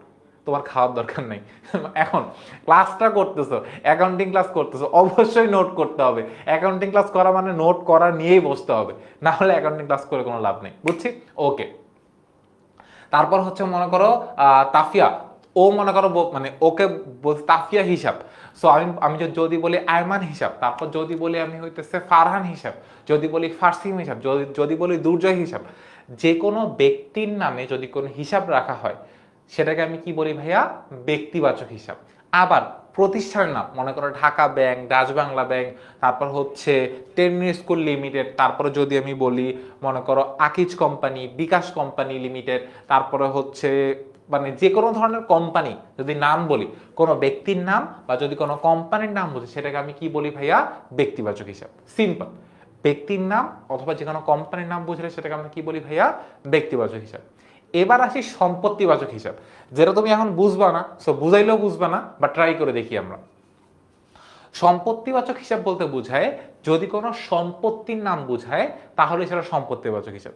বাট তুমি তখন ভাই জানো না সম্পত্তি জিনিসটা কি, সো এটা আপাতত আমরা জানবো না, এটা আমরা একটু পরে এটা নিয়ে ব্যাখ্যা আসতেছে, তো টেনশন করার কোনো দরকার নাই। সম্পত্তি জিনিসটা কি এটার ব্যাখ্যা আমরা একটু পরেই দেখতেছি, সো এটা নিয়ে কোনো টেনশন নেই। ঠিক আছে? তো যখন আমরা বুঝে ফেলবো সম্পত্তি জিনিসটা কি, তখন সম্পত্তিবাচক বলতে কি বোঝায় এটাও আমরা বুঝে ফেলবো। এরপরে সো এটা আপাতত কি রাখলাম ভাইয়া? এটা আপাতত একটু পজ রাখলাম, এখানে একটা স্টার্ট দিয়ে রাখলাম। সম্পত্তিবাচক হিসাব কি ভাই? এটা আপনি বুঝান নাই। কেন বুঝাইনি? তার কারণ হচ্ছে সম্পত্তিবাচক বোঝার জন্য আমাকে ফার্স্টে বুঝতে হবে সম্পত্তি জিনিসটা কি। সো এটা আমরা যখন বুঝবো তখন তো বুঝে ফেলবো। এবার আমরা আসি নামিক হিসাব। নামিক হিসাব হচ্ছে আমি অ্যাজ এ অ্যাকাউন্টেন্ট, ভালো করে বুঝো, আমি অ্যাজ এ অ্যাকাউন্টেন্ট, আমি বসে আছে, আমার সামনে একটা ক্যাশ বাক্স বসে আছে, আমি অ্যাজ এ অ্যাকাউন্টেন্ট আমি একটা বিজনেসের মধ্যে বসে আছি। আমাকে সিম্পলি চিন্তা করতে হবে আমার জন্য কোনটা আয়, আমার জন্য কোনটা ব্যয়। ঠিক আছে? যেটা আমার আয়, যেটা আমার ব্যয়, আমি যদি সিম্পলি এটা বুঝি, চিন্তা করে দেখো, আমি কাউকে বেতন দিছি, এটা আমার জন্য আয় নাকি ব্যয়? টাকা চলে গেছে মানে ব্যয় হয়েছে। ঠিক আছে? আমি কাউকে বেতন দিছি, এটা আমার জন্য কি হবে ভাইয়া? ব্যয়। আমি মনে করো কোনো একটা জিনিস কিনছি, কোনো একটা জিনিস কিনলে টাকা চলে যায় না, ঠিক আছে, ওটা আমার জন্য কি হবে ভাইয়া? ব্যয় হবে। বাট এখানে আরো একটা সিম্পল কনসেপ্ট আছে যে জিনিস কিনলেই যে টাকা চলে গেলেই যে ব্যয় হয় ব্যাপারটা এরকম না। এখানেই হচ্ছে অ্যাকাউন্টিং এর খুব সুন্দর একটা কনসেপ্ট চলে আসে, ব্যয় ভার্সেস সম্পদ। সো যখন আমরা একটু সামনে যাব তখন আমরা একটু একটু করে বোঝার চেষ্টা করব। সো এখান থেকে অ্যাকাউন্টিং কঠিন হওয়া শুরু হয় যে টাকা চলে যাওয়া মানেই ব্যয় না, টাকা চলে যাওয়া মানে সম্পদও আসতে পারে। সো আমরা একটু সামনে গেলে বুঝবো, এটা টেনশন করার দরকার নেই। তো আমাকে জাস্ট সিম্পলি চিন্তা করতে হবে ব্যয় কোনটা আয় কোনটা। টাকা আসলে সিম্পলি যদি আমি বলি টাকা আসলে আয় হয়, টাকা চলে গেলে ব্যয় হয়, তুমি যদি সিম্পলি এই কনসেপ্টটা বুঝো তাহলে আয় বা ব্যয় বুঝালে সেটাকে আমরা কি বলি ভাইয়া? নামিক হিসাব বলি। সো নামিক হিসাবটা এই একটা টপিক তোমার এইচএসসির জন্য, তোমার অ্যাডমিশনের জন্য, এইচএসসি এমসিকিউ এর জন্য, অ্যাডমিশন এমসিকিউ এর জন্য খুবই খুবই ইম্পর্টেন্ট একটা টপিক, ঠিক আছে? সো নামিক হিসাব বলতে কি বোঝায়? যে হিসাব দ্বারা কোনো আয় বা ব্যয় বোঝায় সেটাকে আমরা কি বলি ভাইয়া? নামিক হিসাব বলি, ঠিক আছে? ওকে, এখানে ব্যক্তিবাচক হিসাবে সংজ্ঞা দেওয়া আছে যেটা আমি অলরেডি বলে ফেলছি, সম্পত্তিবাচকের সংজ্ঞা দেওয়া আছে সেটা আমি বলে ফেলছি। নামিক বলতে কি বোঝায়? এখানে লেখা আছে খরচ ক্ষতি বা আয় বা লাভ বুঝে সেটাকে আমরা কি বলি ভাইয়া? নামিক বলি। এটাও আমরা বুঝাই ফেলছি। বাট খরচ কি, ক্ষতি কি, আয় কি, লাভ কি, এটা আমাদের আস্তে আস্তে আরো একটু বেটার ভাবে বুঝতে হবে। এরপর আধুনিক পদ্ধতি হিসাবে শ্রেণীবিভাগ হচ্ছে পাঁচটা। কি কি ভাইয়া? সম্পদ, দায়, আয়, ব্যয়, মালিকানা সত্ত্ব। মানে কি ভাইয়া? বুঝিনি, আমি এখনো বুঝিনি, যখন বুঝবো তখন বুঝে যাবো। সম্পদ নিয়েও মনে করো 1 ঘন্টার লেকচার দেওয়া যাবে, দায় নিয়েও 1 ঘন্টার একটা লেকচার দেওয়া যাবে, আয় ব্যয় নিয়েও দেওয়া যাবে, মালিকানা সত্ত্ব নিয়েও দেওয়া যাবে। বাট আজকে দেওয়া কি উচিত হবে? দ্য অ্যান্সার ইজ নো, আজকে দেওয়া উচিত হবে না। বিকজ আমরা আজকে অ্যাকাউন্টিং এ জিরো থেকে জানতেছি। সো জিরো থেকে জানার জন্য আমার ইনিশিয়াল কনসেপ্টটা দরকার, যেটা আমরা পুরা ক্লাসটা জুড়ে আস্তে আস্তে করে নিচ্ছি, ঠিক আছে? সো কেউ যদি খুব অ্যাডভান্স যে ভাই মানে আমি আজকেই রকেট হয়ে যাবো অ্যাকাউন্টিং এর, ভাই আমি রকেটের জাস্ট একটা পার্টস বানাইতে আজকে, রকেট বানাইতে আমার সময় লাগবে 2 বছর, 2 বছর না 10 মাস সময় লাগবে। মানে আমাদের অ্যাকাউন্টিং এর কোর্সের টাইম লাইনটা বললাম, আমাদের অ্যাকাউন্টিং পেইড কোর্সের টাইম লাইন হচ্ছে 10 মাস। তো 10 মাসে রকেট বানাবো, একদিনে রকেট হইতে গেলে সমস্যা আছে। সো রকেট হবে বাট ওটা আকাশে উড়বে না। সো আমরা এমন রকেট বানাবো যে রকেটটা হবে মার্কসের রকেট, যেটা চলা শুরু করলে মার্কসে আরো মানে আমাদের মানে মহাকাশে যাবে না, বাট আমাদের হচ্ছে খাতায় মার্কস আসবে, ঠিক আছে? ওকে, এবার আমরা আমাদের অ্যাকাউন্টিং এর সবচেয়ে মোস্ট ইম্পর্টেন্ট এবং গর্জিয়াস পার্টে আসলাম। সো এইরকম 20টা জিনিসের নাম আছে। এই 20টা জিনিস তোমার অ্যাকাউন্টিং এর লাইফে আজীবন লাগবে। তুমি যদি যারা এখন ক্লাস করতেছো দয়া করে আগামী 20টা মিনিট বা আগামী আধা ঘন্টা এই ক্লাসটা ছেড়ে উঠো না। তুমি যদি অ্যাকাউন্টিং ভালো মতো বুঝতে চাও, দ্যাটস ইট। এই আধা ঘন্টা তোমার লাইফের বেস্ট ইনভেস্টমেন্ট হবে অ্যাকাউন্টিং বোঝার জন্য। বিশেষ না হলে একটু থেকে দেখো, আধা ঘন্টা খুব বেশি একটা সময় না, লস হইলে ভাইয়ারে বকা দিও মনে মনে, ঠিক আছে? এবার আসি পণ্য, যেটাকে ইংলিশে বলা হয় কি ভাইয়া? গুডস। সো এই গুডস হয়েছে খাতায় গুড, ভেরি গুড, এক্সিলেন্ট ছোটবেলা লিখতো, ওই গুডস না। সো পণ্য, যেটাকে ইংলিশে বলা হয় কি ভাইয়া? গুডস বলা হয়। সো পণ্য জিনিসটা কি? যদি আমি একদম সিম্পল ভাষায় বলি, যেটা এখানে সিম্পল ভাষায় লেখা আছে, যে যেসব জিনিস ক্রয় করা হয় ভবিষ্যতে বিক্রয়ের উদ্দেশ্যে তাকে কি বলা হয় ভাইয়া? পণ্য বলা হয়। কলমটা পকেটে রাখলাম, ঠিক আছে? দেখো, তুমি যে মোবাইলটা দিয়ে ক্লাস করতেছো, তুমি এটা বিক্রির জন্য কিনছো না ব্যবহারের জন্য কিনছো? অবশ্যই ব্যবহারের জন্য। আচ্ছা, মানে আমরা আমাদের লাইফে যা কিনি সাধারণত কি মানে সাধারণত কিসের জন্য কিনি? ব্যবহার করার জন্য কিনি। হোক সেটা শার্ট, হোক সেটা প্যান্ট, হোক সেটা গেঞ্জি, আবার হইতেছে চাল ডাল আদা রসুন, যাই হোক না কেন, ওটা আমরা কিসের জন্য কিনি ভাইয়া? ব্যবহার করার জন্য কিনি বা খাওয়ার জন্য কিনি, এই জন্য। কিন্তু তুমি যদি কোনো জিনিস বিক্রি করার জন্য কিনো, সেটাকে আমরা কি বলবো ভাইয়া? পণ্য বলবো।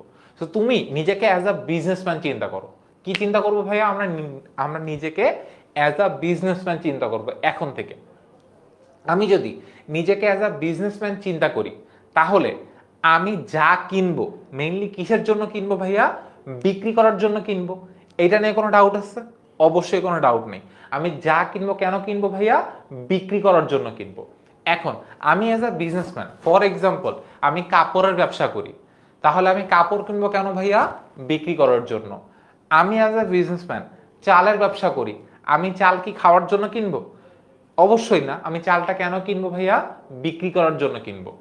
আমি অ্যাজ আ বিজনেসম্যান মনে করো আমি বিজনেস করি হচ্ছে কিসের বিজনেস, আলুর বিজনেস করি। সো আমি কি আলু খাওয়ার জন্য কিনবো না, আমি আলু কিনবো কিসের জন্য ভাইয়া, বিক্রি করার জন্য কিনবো। তো জামা হোক, আলু হোক, পটল হোক, রসুন হোক, হোয়াট এভার ইট ইজ, আমি যদি একটা জিনিস বিক্রি করার জন্য কিনি সেটাকে আমি কি বলি ভাইয়া, পণ্য বলি। তুমি ফোন ব্যবহার করো, ঠিক আছে, এখন তোমার মনে হচ্ছে তুমি ফোনের বিজনেস করবা। সো তুমি কি করতেছো, কোনো একজনের কাছ থেকে ফোন কিনে নিয়ে আসতেছো, তারপর মানুষের কাছে ফোন বিক্রি করতেছো। যখনই কোনো একটা জিনিস আমরা বিক্রি করার জন্য কিনবো সেটাকে আমরা কি বলবো ভাইয়া, পণ্য বলবো। ডেফিনেশন বুঝছি, আমরা বিক্রি করার জন্য যা কিনবো সেটাকে আমরা কি বলি ভাইয়া, পণ্য বলি। বিক্রি করার জন্য যা কিনবো সেটাকে আমরা কি বলি ভাইয়া, পণ্য বলি। অ্যাকাউন্টিং এ এই একটা ওয়ার্ড তুমি যতবার শুনবা অন্য কোনো ওয়ার্ড এর থেকে বেশিবার তুমি শুনবা না। পণ্য এই ওয়ার্ডটা তুমি অ্যাকাউন্টিং এ অনেক অনেক অনেক বেশিবার শুনবা। সো এই জন্য এই জিনিসটা এতক্ষণ ধরে বুঝাইতেছি, পণ্য বলতে কি বোঝায়, আমরা বিক্রি করার জন্য যা কিনবো সেটাকে আমি কি বলবো ভাইয়া, পণ্য বলবো। এখন তোমার জন্য একটা কুইজ, এটা অ্যাকাউন্টিং এর ফার্স্ট পেপার না, এটা অ্যাকাউন্টিং এর সেকেন্ড পেপার না, দিস ইজ অ্যাকাউন্টিং এর জিরো পেপার। মানে হচ্ছে অ্যাকাউন্টিং এর ফুল বেসিক, যেটা জানলে অ্যাকাউন্টিং ফার্স্ট পেপার হোক সেকেন্ড পেপার হোক দুই পেপারে আমাদের মানে বেসিকটা কভার হবে। সো ইস্টার তোমার ইয়াসিন তোমার অ্যান্সারটা আমি দিয়ে দিছি ভাইয়া। So this is accounting zero paper, not first paper, not second paper. Okay, so পণ্য যেখানে ছিলাম, সো আমি মনে করো ফার্নিচারের বিজনেস করি, ঠিক আছে। সো আমার কাছে ফার্নিচার একটা কি ভাইয়া, পণ্য নাকি সম্পদ ভাইয়া? আমার জন্য ফার্নিচার হচ্ছে একটা পণ্য। আমি বিক্রি করার জন্য ফার্নিচার বানাই, বিক্রি করি, এটাই আমার বিজনেস। সো ফার্নিচার আমার জন্য কি ভাইয়া, আমার জন্য একটা সম্পদ। তারপরে মনে করো আমি আমার দোকানের মধ্যে আমি এসি, টিভি, ফ্রিজ এগুলা বিক্রি করি। সো আমার কাছে এসি, টিভি, ফ্রিজ এগুলা কি হবে ভাইয়া, পণ্য হবে। সো 10 মিনিট স্কুলের জন্য ভাইয়া তাহলে পণ্য কি? সো এইখানে একটা কনসেপ্ট আছে যে 10 মিনিট স্কুল আসলে পণ্য বিক্রি করে না, 10 মিনিট স্কুল আসলে সেবা বিক্রি করে, ঠিক আছে। তো তাও যদি আমি এখানে পণ্য ভাগ করতে চাই, 10 মিনিট স্কুলের পণ্যটা দেখতে চাও, তোমার আগে দেখাই তারও। সো আপাতত আমরা এটার আগে স্কিপ করি, একটু বেরোতে চেষ্টা করি। ওয়াও, আগে আমরা এখান থেকে একটু বের হই। সো আমি যদি যাই 10 মিনিট স্কুলের পণ্য যদি তোমাকে একটু দেখাইতে চাই যে ভাইয়া হোয়াট ইজ 10 মিনিট স্কুলের পণ্য। সো 10 মিনিট স্কুলের ওয়েবসাইটে গেলে এই যে আমরা একটা একটা করে প্রোডাক্ট দেখতে পারি না, এই প্রত্যেকটা প্রোডাক্ট ভাইয়া আমাদের 10 মিনিট স্কুলের জন্য কি ভাই একটা একটা করে পণ্য। সো বিক্রি করার জন্য আমরা যা বিক্রি করি সেটাই আমার জন্য কি হবে ভাই, পণ্য হবে। সো মনে করো এই এইচএসসি 27 গেলাম, 27 যাওয়ার পর এই যে ফাইন্যান্স অ্যাকাউন্টিং এই যে প্রোডাক্টটা বা এই কোর্সটাকেও আমি যদি বিক্রি করার জন্য এখানে আসে, তাহলে এটা আমার জন্য কি ভাইয়া, একটা পণ্য। সো ধুত আবার আমরা পড়াশোনা ব্যাক করব। সো আপাতত পণ্য ডেফিনেশন আমরা বুঝছি। সো পণ্য ডেফিনেশন থেকে আবার আমরা ক্লাসের মধ্যে চলে যাব। সো ক্লাসে এখন যাচ্ছি না কেন, সো ক্লাস চলে আসে আমাদের কাছে, চলে আসছি। সো পণ্য জিনিসের কনসেপ্ট আই গেস আমাদের ক্লিয়ার। সো বিক্রি করার জন্য আমরা যা কিনি সেটাকে আমরা কি বলবো ভাইয়া, পণ্য বলবো, ঠিক আছে, সিম্পল ভাষা। এরপর আমাদের ভাইয়া সম্পদ। সো পণ্যের কনসেপ্টটা বুঝে ফেললে আমরা সম্পদের কনসেপ্টটাও বুঝে ফেলবো। তার আগে আমাদের এই জিনিসটাকে একটু ঠিক করে নিই, ঠিক আছে। সম্পদ জিনিসটা কি? পণ্য হচ্ছে যা আমরা বিক্রি করার জন্য কিনি, সম্পদ হচ্ছে তার ঠিক অপোজিট, ব্যবহার করার জন্য কিনি। এবার পণ্য সম্পদের ডিফারেন্সটা একটু আগে বুঝো।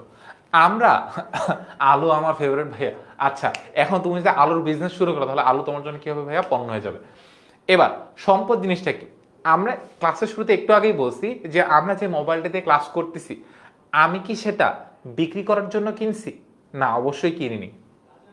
সো আমরা যেটা ব্যবহার করার উদ্দেশ্যে কিনি এবং যেটা দিয়ে ভবিষ্যতে সুবিধা পাওয়া যায় সেটাকে আমরা কি বলি ভাইয়া, সম্পদ বলি। এবার আসো, যেসব জিনিস ক্রয় করা হয় ব্যবহারের উদ্দেশ্যে, তুমি তোমার লাইফে ব্যবহার করার উদ্দেশ্যে যা যা কিনছো এবং যেটা দিয়ে ভবিষ্যতে সুবিধা তুমি পাইছো তোমার লাইফে, সেই জিনিসগুলো হচ্ছে সম্পদ। এবং বিজনেসের লাইফেও সেই জিনিসগুলো হচ্ছে কি ভাইয়া, সম্পদ। এখন তোমার লাইফে এরকম জিনিসগুলো কি কি একটু লিস্ট কমেন্টে বলো তো। ফর এক্সাম্পল, মোবাইল কিনছো কার জন্য, বিক্রি করার জন্য নাকি ব্যবহার করার জন্য? অবশ্যই ব্যবহার করার জন্য। তুমি কি এইটা থেকে সুবিধা পাচ্ছ ভবিষ্যতে এবং বর্তমানে? মানে কিনছো তো ভবিষ্যতে সুবিধা পাওয়ার জন্য, যে হয় তুমি গেম খেলবা, না হয় তুমি ক্লাস করবা, না হয় তুমি অন্য কিছু করবা। সো যে মোবাইলটা কিনছো কেন ভাইয়া, ব্যবহার করার জন্য, এবং এইটা দিয়ে তুমি ভবিষ্যতে একটা লং টাইম সুবিধা পাচ্ছ। তাহলে মোবাইল তোমার জন্য কি ভাই, একটা সম্পদ। তারপর তোমার মাথার উপরে এখন যে ফ্যানটা ঘুরতেছে, ভন ভন ভন ভন ভন ভন করে, বা এসিটা চলতেছে, বাতাস তোমাকে দিচ্ছে, চিন্তা করে দেখো এই ফ্যানটা বা এসিটা তুমি কি বিক্রি করার জন্য কিনছো? অবশ্যই না। কেন কিনছো ভাইয়া? ব্যবহার করার জন্য কিনছো। আচ্ছা, সো ব্যবহার করার জন্য তো তুমি কিনছো, তুমি কি এটা থেকে সুবিধা পাচ্ছ? অবশ্যই পাচ্ছ। তাহলে এটা তোমার জন্য কি ভাইয়া? একটা সম্পদ। এবার আমরা বিজনেসে আসি। বিজনেসের জন্য ফর এক্সাম্পল একটা বিজনেসের জন্য একটা মেশিন কিনছে, যে মেশিনের কাজ কি ভাইয়া? এই মেশিনের এদিক দিয়ে একটা মানে সুতা বা তুলা ঢুকায় দেয়, মেশিনের আরেক সাইড থেকে গেঞ্জি প্রিন্ট হয়ে, মনে করে এরকম একটা গেঞ্জি বের হচ্ছে। এখন তুমি মানে ওই বিজনেসটার জন্য ওই মেশিনটা পণ্য নাকি সম্পদ? আমাকে একটু সিম্পলি বলো তো। মেশিনটার কাজ তোমাকে বলি, আমি আমার হচ্ছে কাপড়ের দোকান, আমি কাপড়ের ব্যবসা করি, মানে কাপড় বানাই, কাপড় বিক্রি করি, অথবা আমি পাইকারি রেটে একজনের কাছ থেকে কাপড় কিনি, তারপর হচ্ছে বেশি দামে খুচরা বিক্রি করি। ঠিক আছে, সো বেচা বিক্রির কাহিনী দুইভাবে হয়। এক, তুমি নিজে বানায় বিক্রি করতেছো, ঠিক আছে। আর একটা হচ্ছে তুমি এক জায়গা থেকে কম দামে জিনিস কিনে আর এক জায়গায় বিক্রি করতেছো। সো তুমি যেহেতু এখন বিজনেস স্টাডিজে পড়ো, এই সিম্পল জিনিসগুলো তোমার কিন্তু বুঝতে হবে যে ব্যবসা কেমনে হয়। ব্যবসা দুইভাবে হয়। এক, নিজে বানাইতেছি, যাই বানাই, মনে করো একটা আচার বানাইছি, ওই আচার বানায় আচারটা মানুষের বিক্রি করতেছি, এটাও একটা বিজনেস। আরেকটা জিনিস হইতে পারে যে আমি নিজে আচার বানাবো না, মনে করো আমি জানি যে গ্রামে অনেক মানুষ আচার বানায়, সো আমি যে কি করলাম, ওদের কাছ থেকে পাইকারিতে আচার কিনলাম, তারপর আমি নিজের একটা দোকান দিলাম, যে দোকানে খুচরা মানুষের কাছে ওই আচারগুলো বিক্রি করতেছি। সো পাইকারি খুচরা ব্যাপারটা যখন আমি একবারে অনেকগুলো প্রোডাক্ট কিনতেছি, তখন সেটাকে বলা হয় পাইকারি। সো পাইকারি রেটে জিনিসের দাম অনেক কমে পাওয়া যায়, অনেক কমে না, স্লাইটলি কমে পাওয়া যায়। আর তুমি যখন খুচরা বিক্রি করবা, ওই জিনিসটা বেশি দামে বিক্রি করা যায়। সাধারণত কাপড়ের ক্ষেত্রে মনে করো যদি আমি পাইকারি রেটে কাপড় কিনি, মনে করো সেটা গুলিস্তানে পাওয়া যায়, আরো অনেক জায়গায় পাওয়া যায়, বঙ্গবাজারে পাওয়া যায়, ওখান থেকে মনে করো কাপড় কিনে আনলাম, পাইকারি রেটে কাপড়, এক পিস কাপড়ের দাম 100 টাকা। ওইটাই যখন তোমার কাছে খুচরা এক পিস করে বিক্রি করতে যাবে, তখন ওই কাপড়ের দাম হয়ে যায় ভাই কত? 200 টাকা, 300 টাকা, 400 টাকা, হোয়াট এভার ইট ইজ। সেই গেল। এখন আমি যেখানে ছিলাম, আমার বিজনেস একটা মেশিন আছে, আমি কাপড়ের ব্যবসা করি। ওই মেশিনটার কাজ কি? আমি মেশিনের এক সাইড থেকে তুলা দিয়ে দেই, ওই তুলা থেকে মেশিনটা প্রসেস করে সুন্দর করে বানায় আমার এই সাইড থেকে কি কি বের করে দেয় ভাইয়া, এটা সুন্দর করে মানে গেঞ্জি প্রিন্ট করে বের করে দেয়। ঠিক আছে, সো আমি তো কাপড়ের ব্যবসা করি, আমি কি মেশিনের ব্যবসা করি? সো আমার জন্য মেশিনটা কি সম্পদ নাকি পণ্য?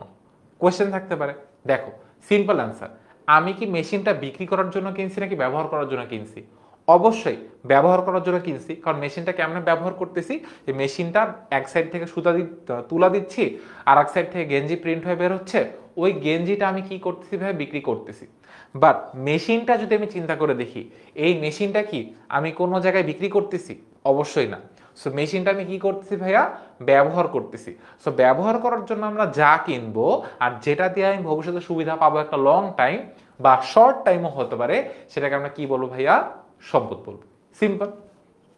সম্পদের আরো অনেকগুলা ডেফিনেশন তোমরা পাবা সামনে যে, বাট আপাততর জন্য দুইটা জিনিস মাথায় রাখবো, বিক্রি করার জন্য যা কিনি সেটা হচ্ছে পণ্য, আর ব্যবহার করার জন্য যা কিনবো সেটা আমার জন্য কি ভাইয়া?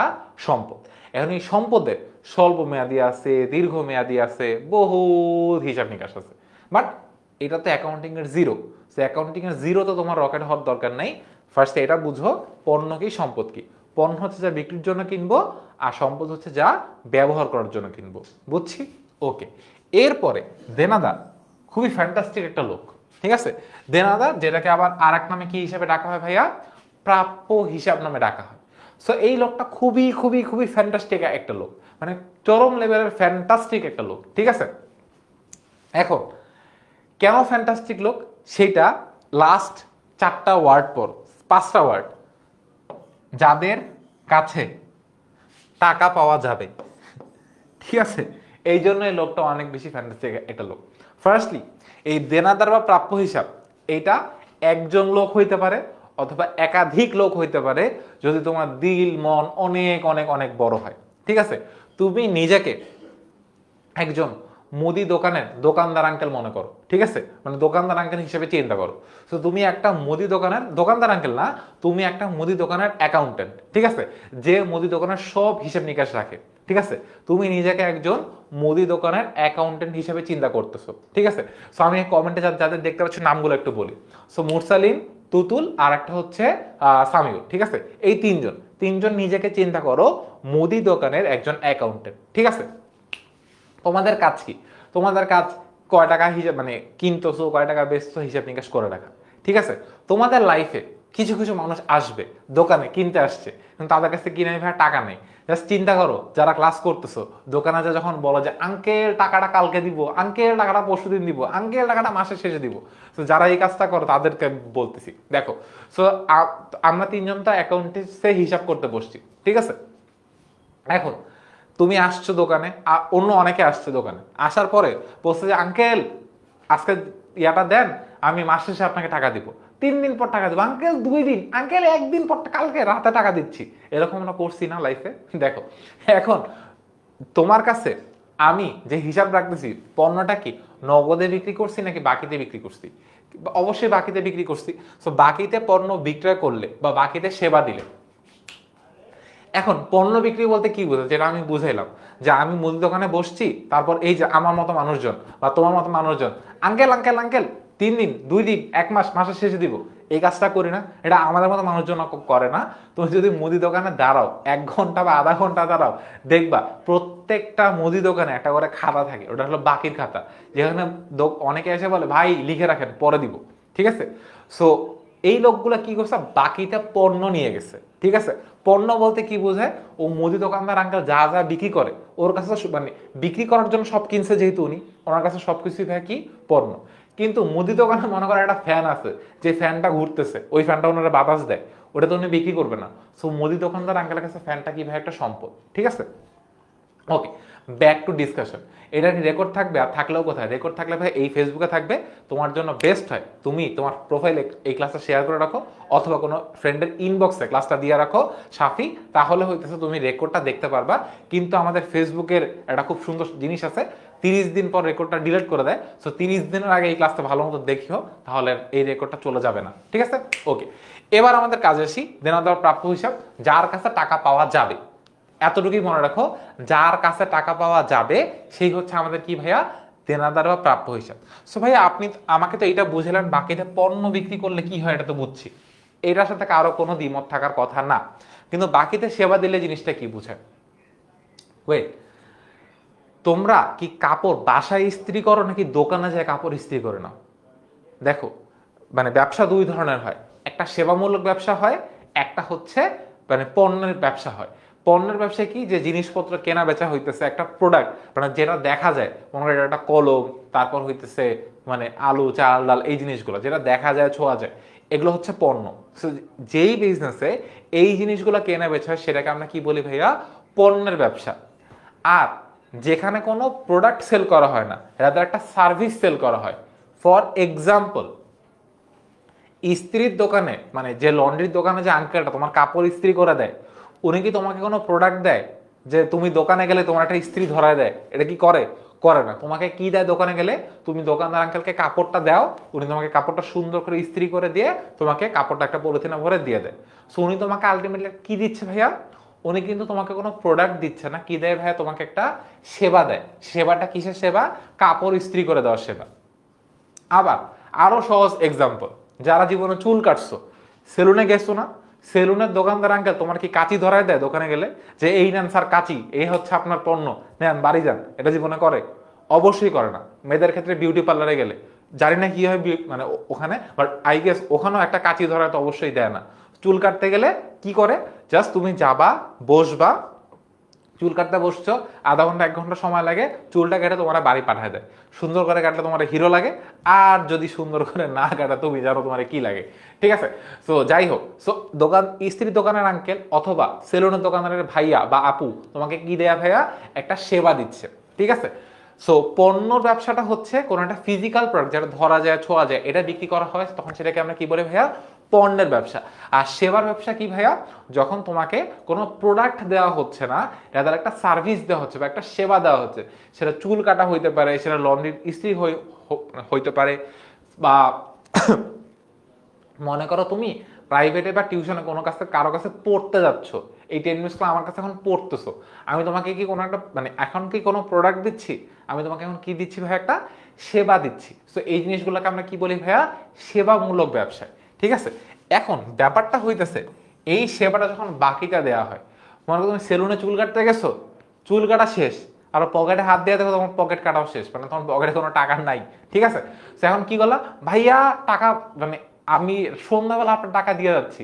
এখন ওই লোক তো তোমার কিছু বলতে পারতেছে না, চুল তো কাটাই হয়েছে। এখন যদি তোমার চুলটা আর একটু নষ্ট করে দেয়, তুমি তো আরো টাকা মানে টাকা তো আরো দিবা না।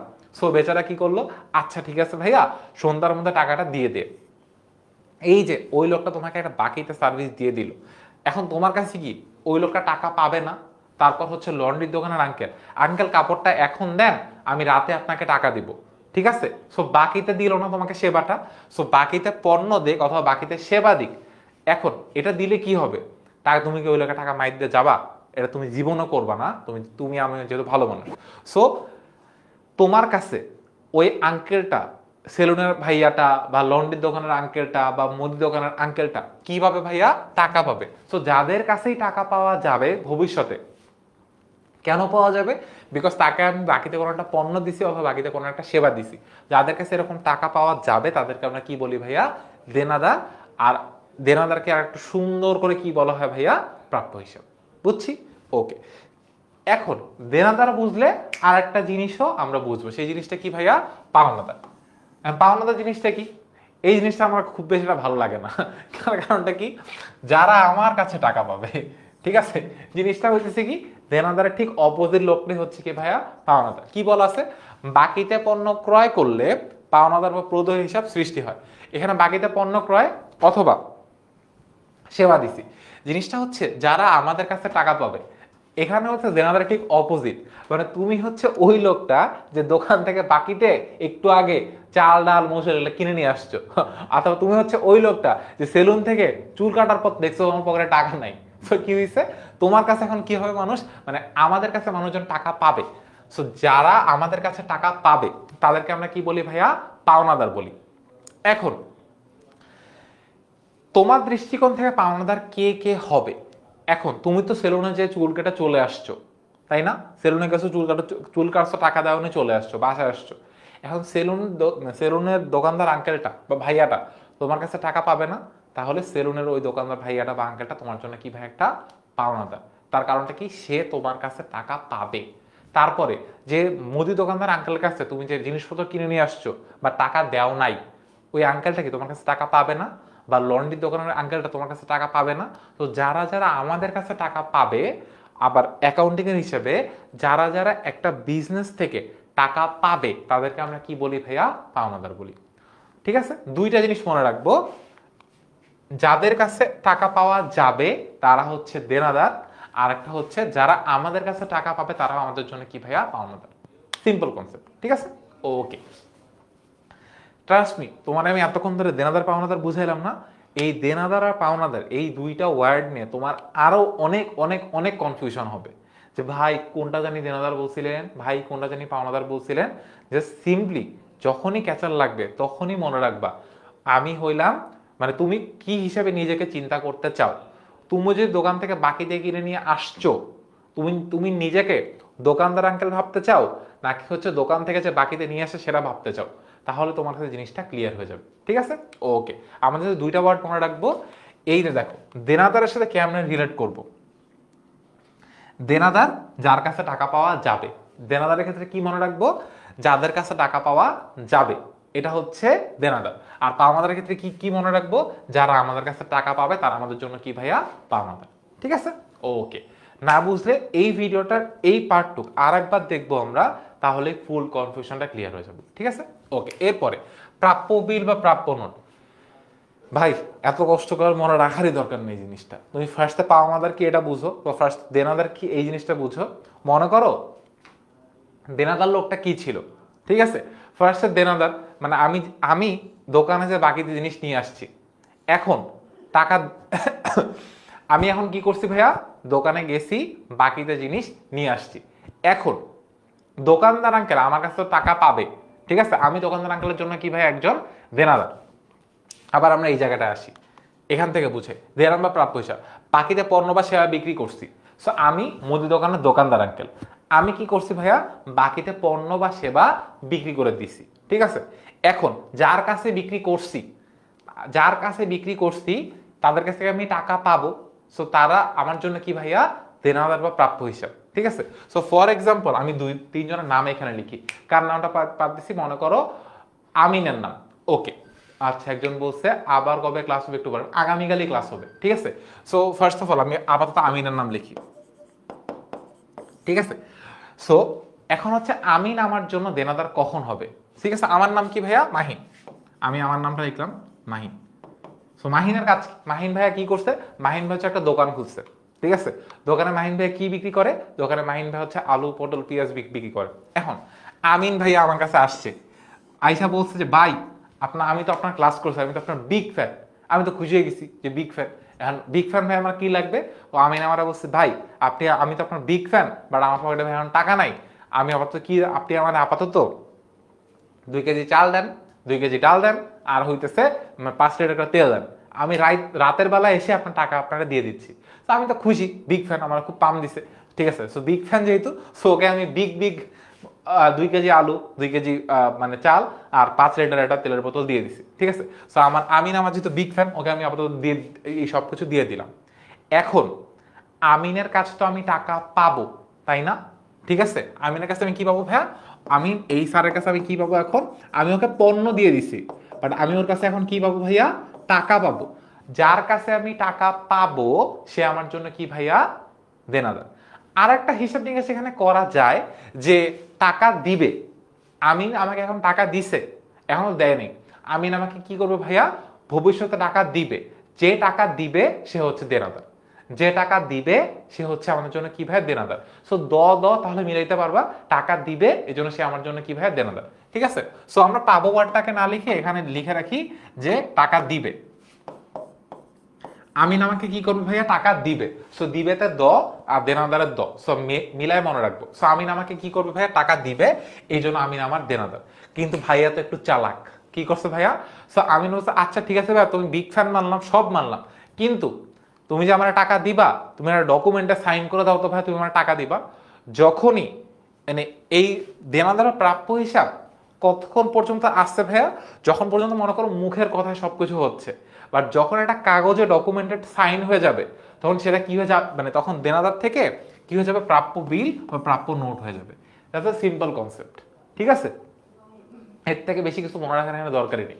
সো আমরা জাস্ট ফার্স্টে মনে রাখবো কি ভাইয়া, প্রাপ্য হিসাব বা দেনাদার জিনিসটা কি।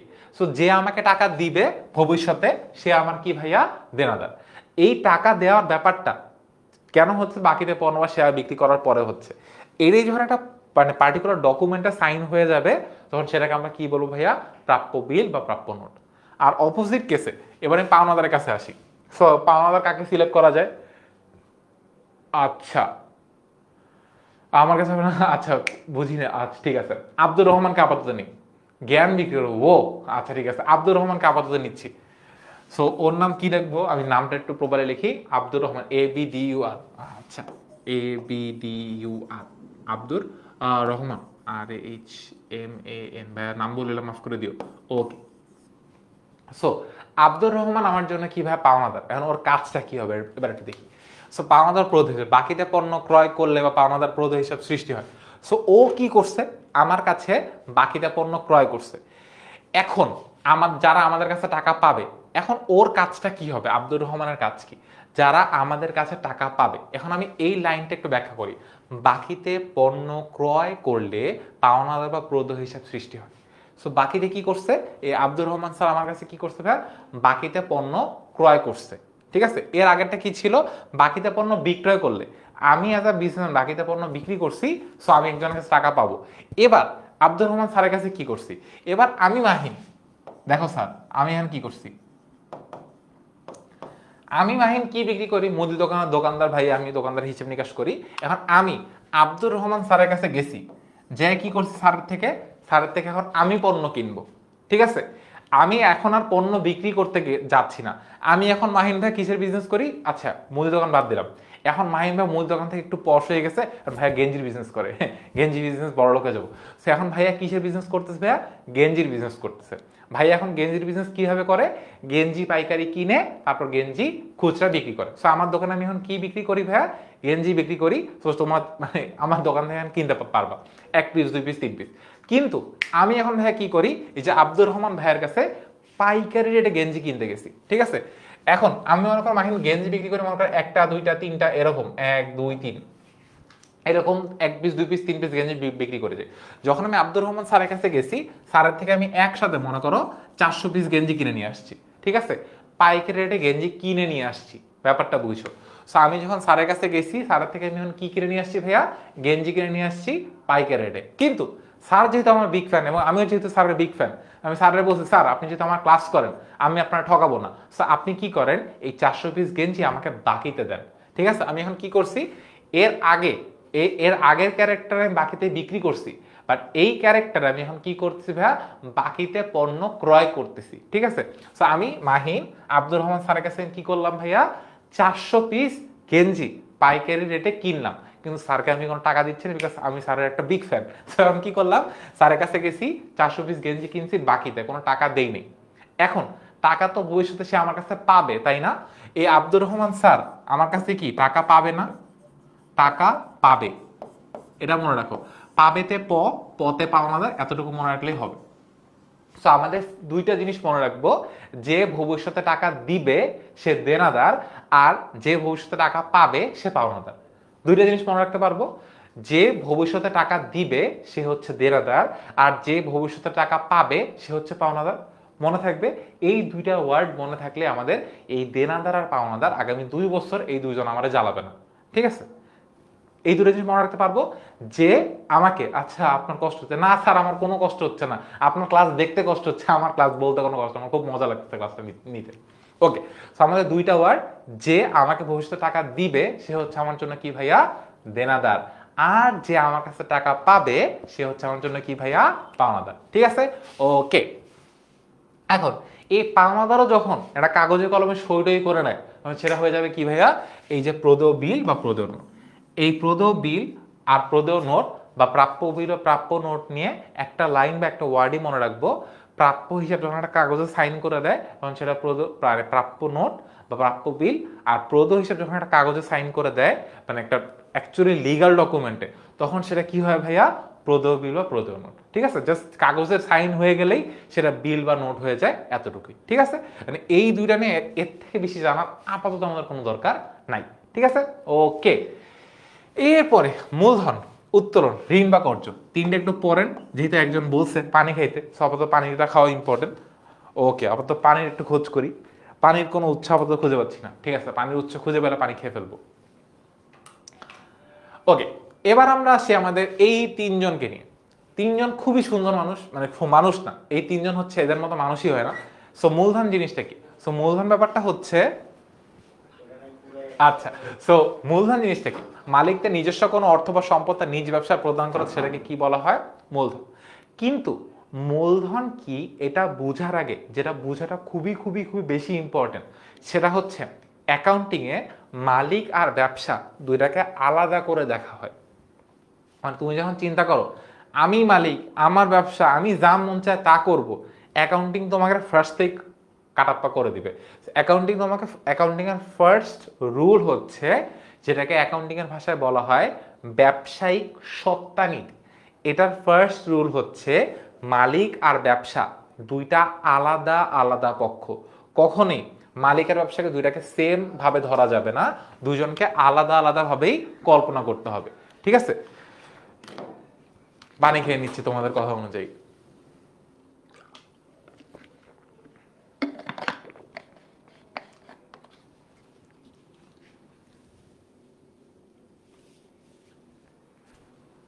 আচ্ছা, সো এর আগে একটা কমেন্টে দেখলাম যে কে দেনাদার কে পাওনাদার প্রশ্ন। আমি একটু এখানে বলি, টাকাটা পাবে কে? জাস্ট এতটুকু বলো, টাকা কি আমি পাবো? টাকা পাবে কে? এই আব্দুর রহমান স্যার টাকা পাবে না। যে টাকা পাবে সে পাওনাদার, আর যে টাকা দিবে সে দেনাদার। এর আগের কেসে কে দেনাদার ছিল? এই আমিন। এই স্যার আমাকে টাকা দিবে না, যে টাকা দিবে এই আমিন স্যার, এ হচ্ছে আমার জন্য কি ভাইয়া দেনাদার। আর এর পরের কেসে এই আব্দুর রহমান স্যার ইনি টাকা পাবে না, যে টাকা পাবে সেই পাওনাদার, আর যে টাকা দিবে সেই দেনাদার। আমি তো মাঝখান থেকে বিজনেস করতে বসছি, বিজনেস মানে টাকার টাকা, সো যে টাকা দিবে সে দেনাদার আর যে টাকা পাবে সে পাওনাদার, দ্যাটস ইট, ডান। এখন এরপরে আমরা যেটা বলতেছিলাম সেটা হচ্ছে ঋণ বা কর্জ বা মূলধনের এই পার্টটা।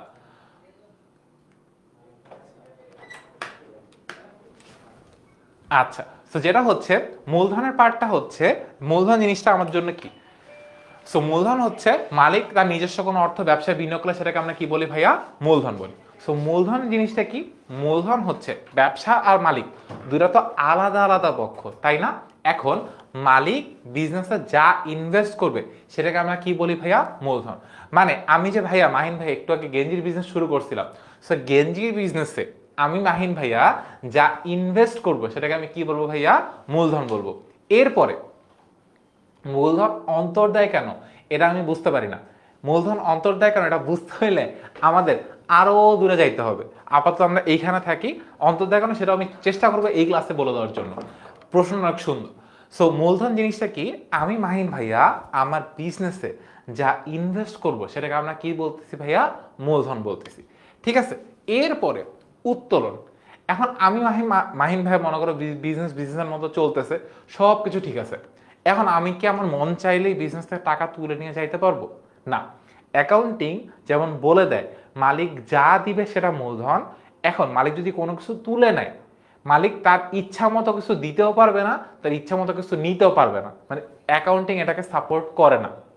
মালিক যদি কিছু দেয় সেটাকে কি বলা হয় ভাইয়া? মূলধন বলা হয়। আর মালিক যদি কোনো কিছু তুলে নেয় এটার অফিসিয়াল নাম কি ভাইয়া? উত্তোলন। ঠিক আছে, সো মূলধন কাকে বলে? মালিক যা দিবে। মালিক যদি তার বাসা থেকে একটা মানে খাবারের বাটিও এনে বিজনেসকে দেয় সেটাও কি হবে ভাইয়া? মূলধন হবে। আর মালিক যদি বিজনেস থেকে এক পয়সাও নেয় বা যে কোনো একটা প্রোডাক্টও নিয়ে যায় সেটাকে আমরা কি বলবো ভাইয়া? উত্তোলন বলবো। সো আমি মাহিন ভাইয়া আমার গেঞ্জির বিজনেস থেকে যদি একটা গেঞ্জি নিয়ে আজকে পরে এসে ওই গেঞ্জিটা পরে ক্লাস নেই, সেটাকে আমরা কি বলবো ভাইয়া? উত্তোলন বলবো। আর আমি যে নিজের টাকা দিয়ে বিজনেসটা বানাইছি, সব কিছু সেট আপ করছি, সেটাকে আমরা কি বলবো ভাইয়া? মূলধন বলবো। সিম্পল হিসাব, মালিক বিজনেসে যা দেয় তা মূলধন, আর বিজনেস থেকে যা তুলে নেয় সেটাকে আমরা কি বলি ভাইয়া? উত্তোলন বলি। শেষ। এরপরে ঋণ বা কর্জ। সো ঋণ বা কর্জ জিনিসটা হচ্ছে, মনে করো আমি মাহিন ভাই তো ছোট মানুষ, তোমরা তো আরো ছোট মানুষ, ঠিক আছে? একটা বিজনেস করতে তো অনেক টাকা লাগবে, তাই না? অনেক টাকা লাগে। সো খুব ছোট ব্যবসা হলে অল্প টাকা দিয়ে হয়, বাট ভালো ব্যবসা বা বড় ব্যবসা করতে হলে অনেক টাকা লাগে। সো আমি মাহিন ভাইয়ের তো অত টাকা নাই। সো মাহিন ভাইয়ের তো বিজনেস করার অনেক ইচ্ছা। সো ভাই এখন কি করবে? ব্যাংক থেকে অথবা আত্মীয় স্বজন কারো কাছ থেকে কি করবে ভাইয়া? লোন নিবে। সো যখন লোন নিয়ে বিজনেস শুরু করা হয়, ওই লোন নেওয়ার ব্যাপারটাকে আমরা কি বলি ভাইয়া? ঋণ বা কর্জ বলি। সো ঋণের আরেকটা নাম হচ্ছে, ঋণের ইংলিশটা হচ্ছে লোন, ঋণকে বাংলায় কর্জও বলা হয়। জিনিসটা কি? ব্যবসার প্রয়োজনে মালিক বাদে তৃতীয় কোনো পক্ষের নিকট হতে কোনো অর্থ গ্রহণ করা বা ধার নিলে সেটাকে কি বলা হয়? ঋণ বলে। সো এই লাইনটা বোঝার জন্য হইলে তোমাকে একটা জিনিসকে চিন্তা করে দেখো, মালিক বাদে অন্য কোনো তৃতীয় পক্ষ, মালিক বাদে অন্য কোনো তৃতীয় পক্ষ, এই ওয়ার্ডটা একটু ভালো মতো দেখো। সো বিজনেস থেকে আমি ফার্স্টে যখন বিজনেস করতেছি, এই বিজনেসের মধ্যে আমি ফার্স্টে বিজনেসকে আর মালিককে আলাদা করে দিলাম। সো এটা হচ্ছে বিজনেস, এটা হচ্ছে মালিক, মনে করো মালিক ইংলিশে লিখলাম। সো ব্যবসা থেকে মালিক কি ভাইয়া? আলাদা। এই দুইজনের এক পক্ষ মনে করা যাবে না, ঠিক আছে? ব্যবসা থেকে মালিক কি ভাইয়া? কমপ্লিটলি আলাদা। এই মালিক যখন ব্যবসাকে কোনো কিছু দেয় সেটাকে আমরা কি বলি ভাইয়া? মূলধন বলি। আর এই মালিক যখন ব্যবসা থেকে কোনো কিছু তুলে নেয় তখন সেটাকে আমরা কি বলি ভাইয়া? উত্তোলন বলি। ঠিক আছে, এখন মালিক ছাড়া অন্য কোনো থার্ড পার্টি, সে থার্ড পার্টিটা কে কে হইতে পারে? আমি অ্যাজ আ বিজনেস যদি আমার আত্মীয় স্বজন থেকে কোনো টাকা লোন নেই, বা জনগণ থেকে শেয়ার মার্কেট থেকে কোনো টাকা নিয়ে আসি, অথবা ব্যাংক থেকে কোনো টাকা নিয়ে আসি, অথবা যে কোনো জায়গা থেকে টাকা নিয়ে আসি, সেটাকে আমরা কি বলি ভাইয়া? তৃতীয় পক্ষ। মালিক ছাড়া, মালিক হচ্ছে এখানে সেকেন্ড পার্টি, ব্যবসা হচ্ছে এখানে প্রথম পক্ষ। ঠিক আছে, এখন তোমার কাছে প্রশ্ন, ভাই এই যদি তৃতীয় পক্ষ হয়, ফার্স্ট কে সেকেন্ড কে? সো ব্যবসা হচ্ছে এখানে কি পক্ষ ভাইয়া? প্রথম পক্ষ। মালিক হচ্ছে যে বিজনেসের ওনার, সে হচ্ছে এখানে কি ভাইয়া? দ্বিতীয় পক্ষ। আর থার্ড পার্টি যাদের কাছে এই মালিক বাদে অন্য কোনো পার্টির কাছে যখন কোনো টাকা নেওয়া হয়, ব্যাংক হোক, যে কোনো আর্থিক প্রতিষ্ঠান হোক, কোনো আত্মীয় স্বজন হোক, হোয়াট এভার ইট ইজ হোক, যে মঞ্চেতে সেই হোক, মালিক বাদে অন্য কোনো পক্ষ থেকে যখন কোনো টাকা ধার নেওয়া হয় সেটাকে আমরা কি বলি ভাইয়া? ঋণ বা কর্জ বলি। ঠিক আছে, এ হচ্ছে মালিক বাদে তৃতীয় পক্ষ। এখন মালিকের সাথে ব্যবসা সম্পর্কটা একটু ক্লোজ না? যদিও অ্যাকাউন্টিং মালিককে আর ব্যবসাকে আলাদা করে দিছে, কিন্তু চিন্তা করে দেখো একটা বিজনেস কার কাছ থেকে ক্লোজ? মালিকের সাথে বেশি ক্লোজ নাকি মালিক ছাড়া তৃতীয় কোনো পক্ষের সাথে বেশি ক্লোজ? অবশ্যই মালিকের সাথে বেশি ক্লোজ। আর যদি চিন্তা করে দেখি, আমি সহজভাবে চিন্তা করে দেখি, যদি এক মালিকানা ব্যবসা হয়, ঠিক আছে, সেক্ষেত্রে যদি ব্যবসার লাভ হয়, আলটিমেটলি কার বেশি উন্নতি হয়? যে মালিক, তার বেশি উন্নতি হয়। যদি বিজনেসের লস হয় তাহলে মালিকের বেশি ক্ষতি হয় না? আর যদি মানে লিমিটেড কোম্পানি হয় সেক্ষেত্রে হিসাবটা অনেক আলাদা। সেটা আমাদের পরের ডিসকাশন, আমরা পরে জানবো, এত ডিপে আমরা যাইতে আজকে পারবো না, আমরা যেহেতু জিরোতে আছি। সো মালিকের সাথে ব্যবসা সম্পর্ক একটু ক্লোজ না? এখন এই জন্য ব্যবসার উপর মালিকের যে দায়টা থাকে, যে মূলধন বলি, সো এটাকে কি বলা হয় ভাইয়া? অন্তর্দায় বলা হয়। জিনিসটা হচ্ছে মালিক ব্যবসা আসলে ইন্টারনাল একটা অংশই, ঠিক আছে, আর তৃতীয় পক্ষ এটা বাইরের একটা পার্টি। সো মালিক বা বিজনেসে যা দেয় বা একটা ব্যবসার উপর মালিকের যে অধিকারগুলো থাকে সেটাকে আমরা কি বলি ভাইয়া? অন্তর্দায় বলি। ঠিক আছে, ওকে। মানে একটা বিজনেস থেকে মালিক যা পায় অথবা বিজনেসকে মালিক যা দেয়, মূলধন কি দিচ্ছে? মালিক ব্যবসাকে দিচ্ছে, এটা একটা কি ভাইয়া? অন্তর্দায়। আবার নিট মুনাফার যে পার্টটা, ওইটাও একটা কিসের মধ্যে পড়তেছে? অন্তর্দায়ের মধ্যে পড়ে যাবে। যদি আমি কনসিডার করি সব অ্যাসপেক্টসে, যে একটা ব্যবসার উপর মালিকের যে অধিকারগুলো থাকতেছে সেগুলোকে আমরা কি বলি ভাই? সিম্পলি ভাষায় অন্তর্দায় বলি। কারণ অন্তর্দায় কি, বহির্দায় কি, এগুলা ভাই আবার তো না বুঝলে টেনশন লেনে কা কই বাত নেই। আমরা এটা আস্তে আস্তে বুঝবো, বাট আজকে আমরা একদম বেসিকটা বুঝতেছি যে মালিক কি, ব্যবসা কি, মালিক ব্যবসা দিলে, মালিক ব্যবসা যদি কিছু দেয় সেটাকে কি বলে না? সেটাকে বলা হচ্ছে মূলধন।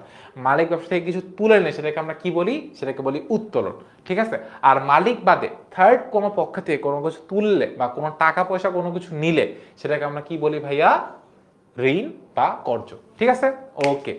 বাট মূলধন থেকে ব্যাংক ঋণের পরিমাণ বাদ দেওয়া হয় কেন? আচ্ছা, তাসিরের প্রশ্নটা সুন্দর, কিন্তু কোন কনটেক্সটে করতেছে আমাকে এটা একটু বুঝতে হবে আপু। মূলধন থেকে ব্যাংক ঋণের পরিমাণ বাদ দেওয়া হয় কেন? আচ্ছা, মূলধন থেকে ব্যাংক ঋণের পরিমাণটা বাদ দেওয়া হয় কেন? যখন আমরা মূলধনের জাবেদাটা করি, সেই জাবেদার মতো যখন আমরা যাব, তখন তোমার এই প্রশ্নের ব্যাখ্যাটা আমরা পেয়ে যাব, যেটা আমরা আজকের ক্লাসে অবশ্যই পাবো না, যেটার জন্য তোমাকে নেক্সট ক্লাসটা একদম শুরু থেকে কইরো। নেক্সট ক্লাসের শুরুতেই আমরা এই কোয়েশ্চেনের ব্যাখ্যাটা দিয়ে দিব। ট্রাস্ট মি, আজকের স্লাইডেই আছে, বাট আজকের স্লাইডে আমরা এই অংশটা আগামীকাল আলোচনা করব। ঠিক আছে, ওকে, ডান। তাহসিনের কোয়েশ্চেনগুলো এত সুন্দর সুন্দর প্রশ্ন দেখে ভালো লাগছে। এরপরে বিনিয়োগ বা লগ্নি। আমি যদি মানে অ্যাজ আ বিজনেস অন্য কোনো বিজনেসে ইনভেস্টমেন্ট করি, ঠিক আছে, ব্যবসা সঞ্চিত বা জমাকৃত অর্থ লাভের আশায় অন্য কোথাও চুক্তি মোতাবেক যদি ইনভেস্ট করি সেটাকে আমরা কি বলে বিনিয়োগ করি। মানে আমি একটা তো বিজনেস করতেছি, আমার বিজনেসে মনে করো অনেক টাকা লাভ হয়েছে, আমি লাভের টাকাটা অন্য আর একটা বিজনেসে বা অন্য কোথাও ইনভেস্টমেন্ট করতেছি, সেটাকে কি বলা হয়? বিনিয়োগ বা লগ্নি। ঠিক আছে, মানে এইখানে বিনিয়োগ বলতে আমরা এজ আ ইন্ডিভিজুয়াল কোথাও বিনিয়োগ করতেছি সেটা না। এখানে বিনিয়োগ বলতে বোঝায় একটা বিজনেস তার প্রফিটের অংশ বা তার মূলধনের তার কোন একটা প্রফিটের অংশই মেইনলি, তার প্রফিটের অংশ অন্য একটা বিজনেসে কি করতেছে ভাইয়া? ইনভেস্টমেন্ট করতেছে।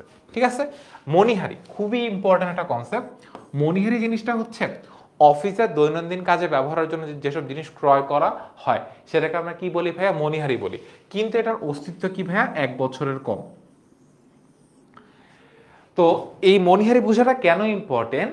যদি এইরকম জিনিসগুলো কেনা হয়, এগুলো কিন্তু পণ্য না, এগুলো কিন্তু সম্পদ না, এগুলো যদি আমরা কিনি আমাকে কি হিসাব লিখতে হবে ভাইয়া?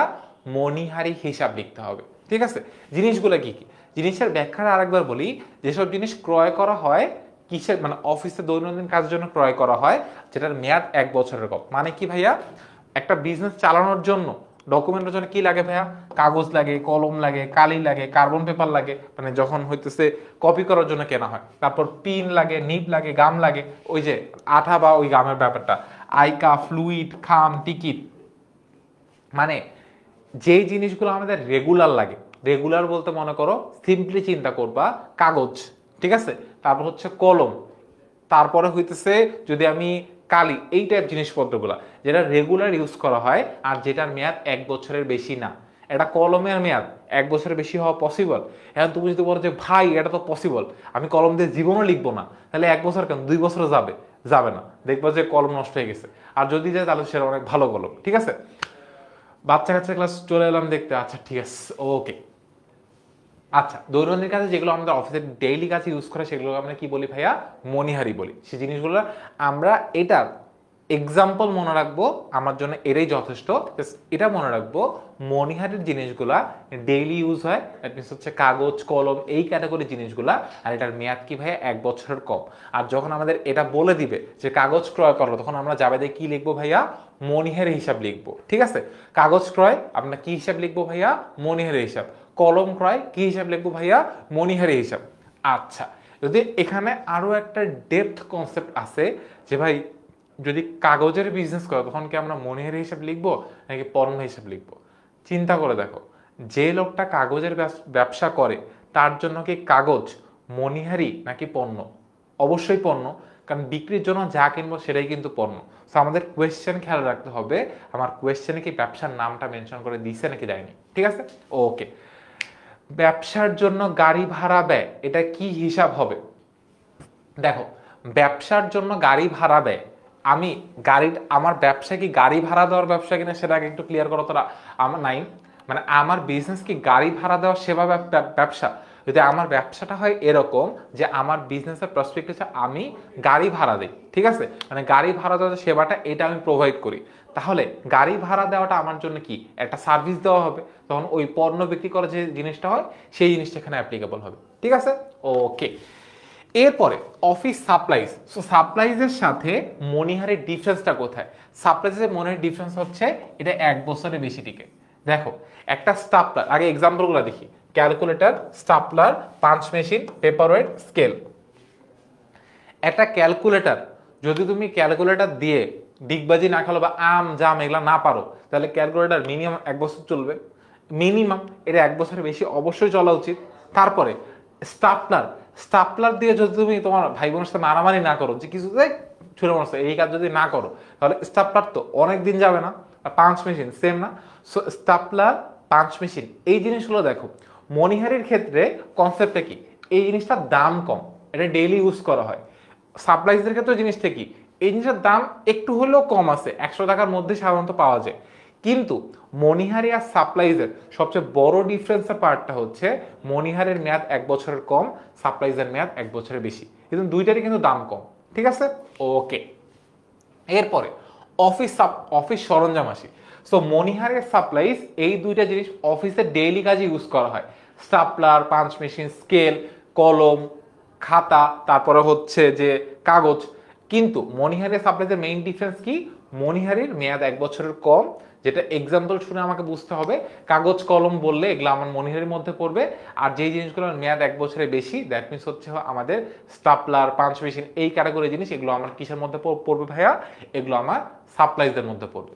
সো এই যখন আমি বলতেছি সাপ্লাইজে পড়বে, মনিহারিতে পড়বে, কিভাবে পড়বে সেটা কিন্তু আমাদের আগামীকালকার ক্লাসে আমরা বলবো। সো ওইটা নিয়ে টেনশন করার কোনো দরকার নেই যে ভাই আপনি পড়বে বলতে কি বুঝাইতে চাইতেছেন, কেমনে পড়বে, কিভাবে পড়বে সেটা আমাদের নেক্সট ক্লাসে দেখবো। বাট আজকে আমাদের জিনিসটা কি সেটা আমরা নিয়ে একটু আলোচনা করি, ঠিক আছে।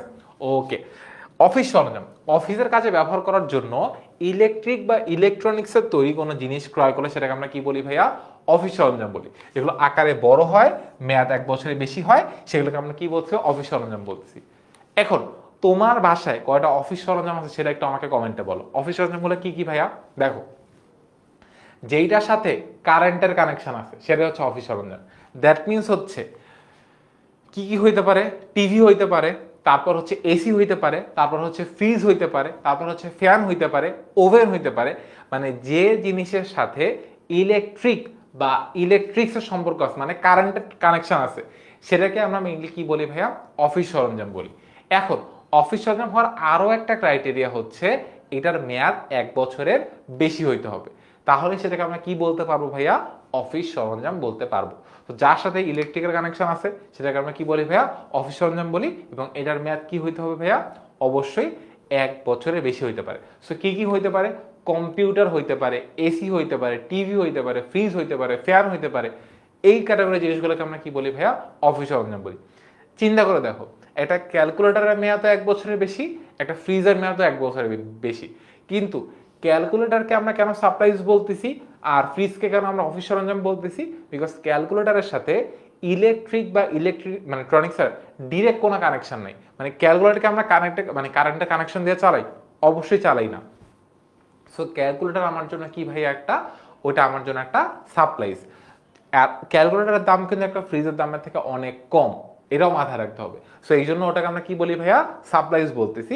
আর যেটা দাম বেশি, মেয়াদও 1 বছরের বেশি, আর ডিরেক্ট কারেন্টের কানেকশন আছে, যেটাকে আমরা কি বলবো ভাইয়া? অফিস সরঞ্জাম বলবো। ওকে, এবার আমরা আসি আসবাবপত্র। অফিসের কাছে ব্যবহার করার জন্য কাঠ, প্লাস্টিক, বেত, লোহা, প্লাইউড দিয়ে তৈরি যে কোনো জিনিসকে আমরা কি বলি ভাইয়া? আসবাবপত্র বলি। অফিস সরঞ্জাম আর আসবাবপত্রের ডিফারেন্স কি ভাইয়া?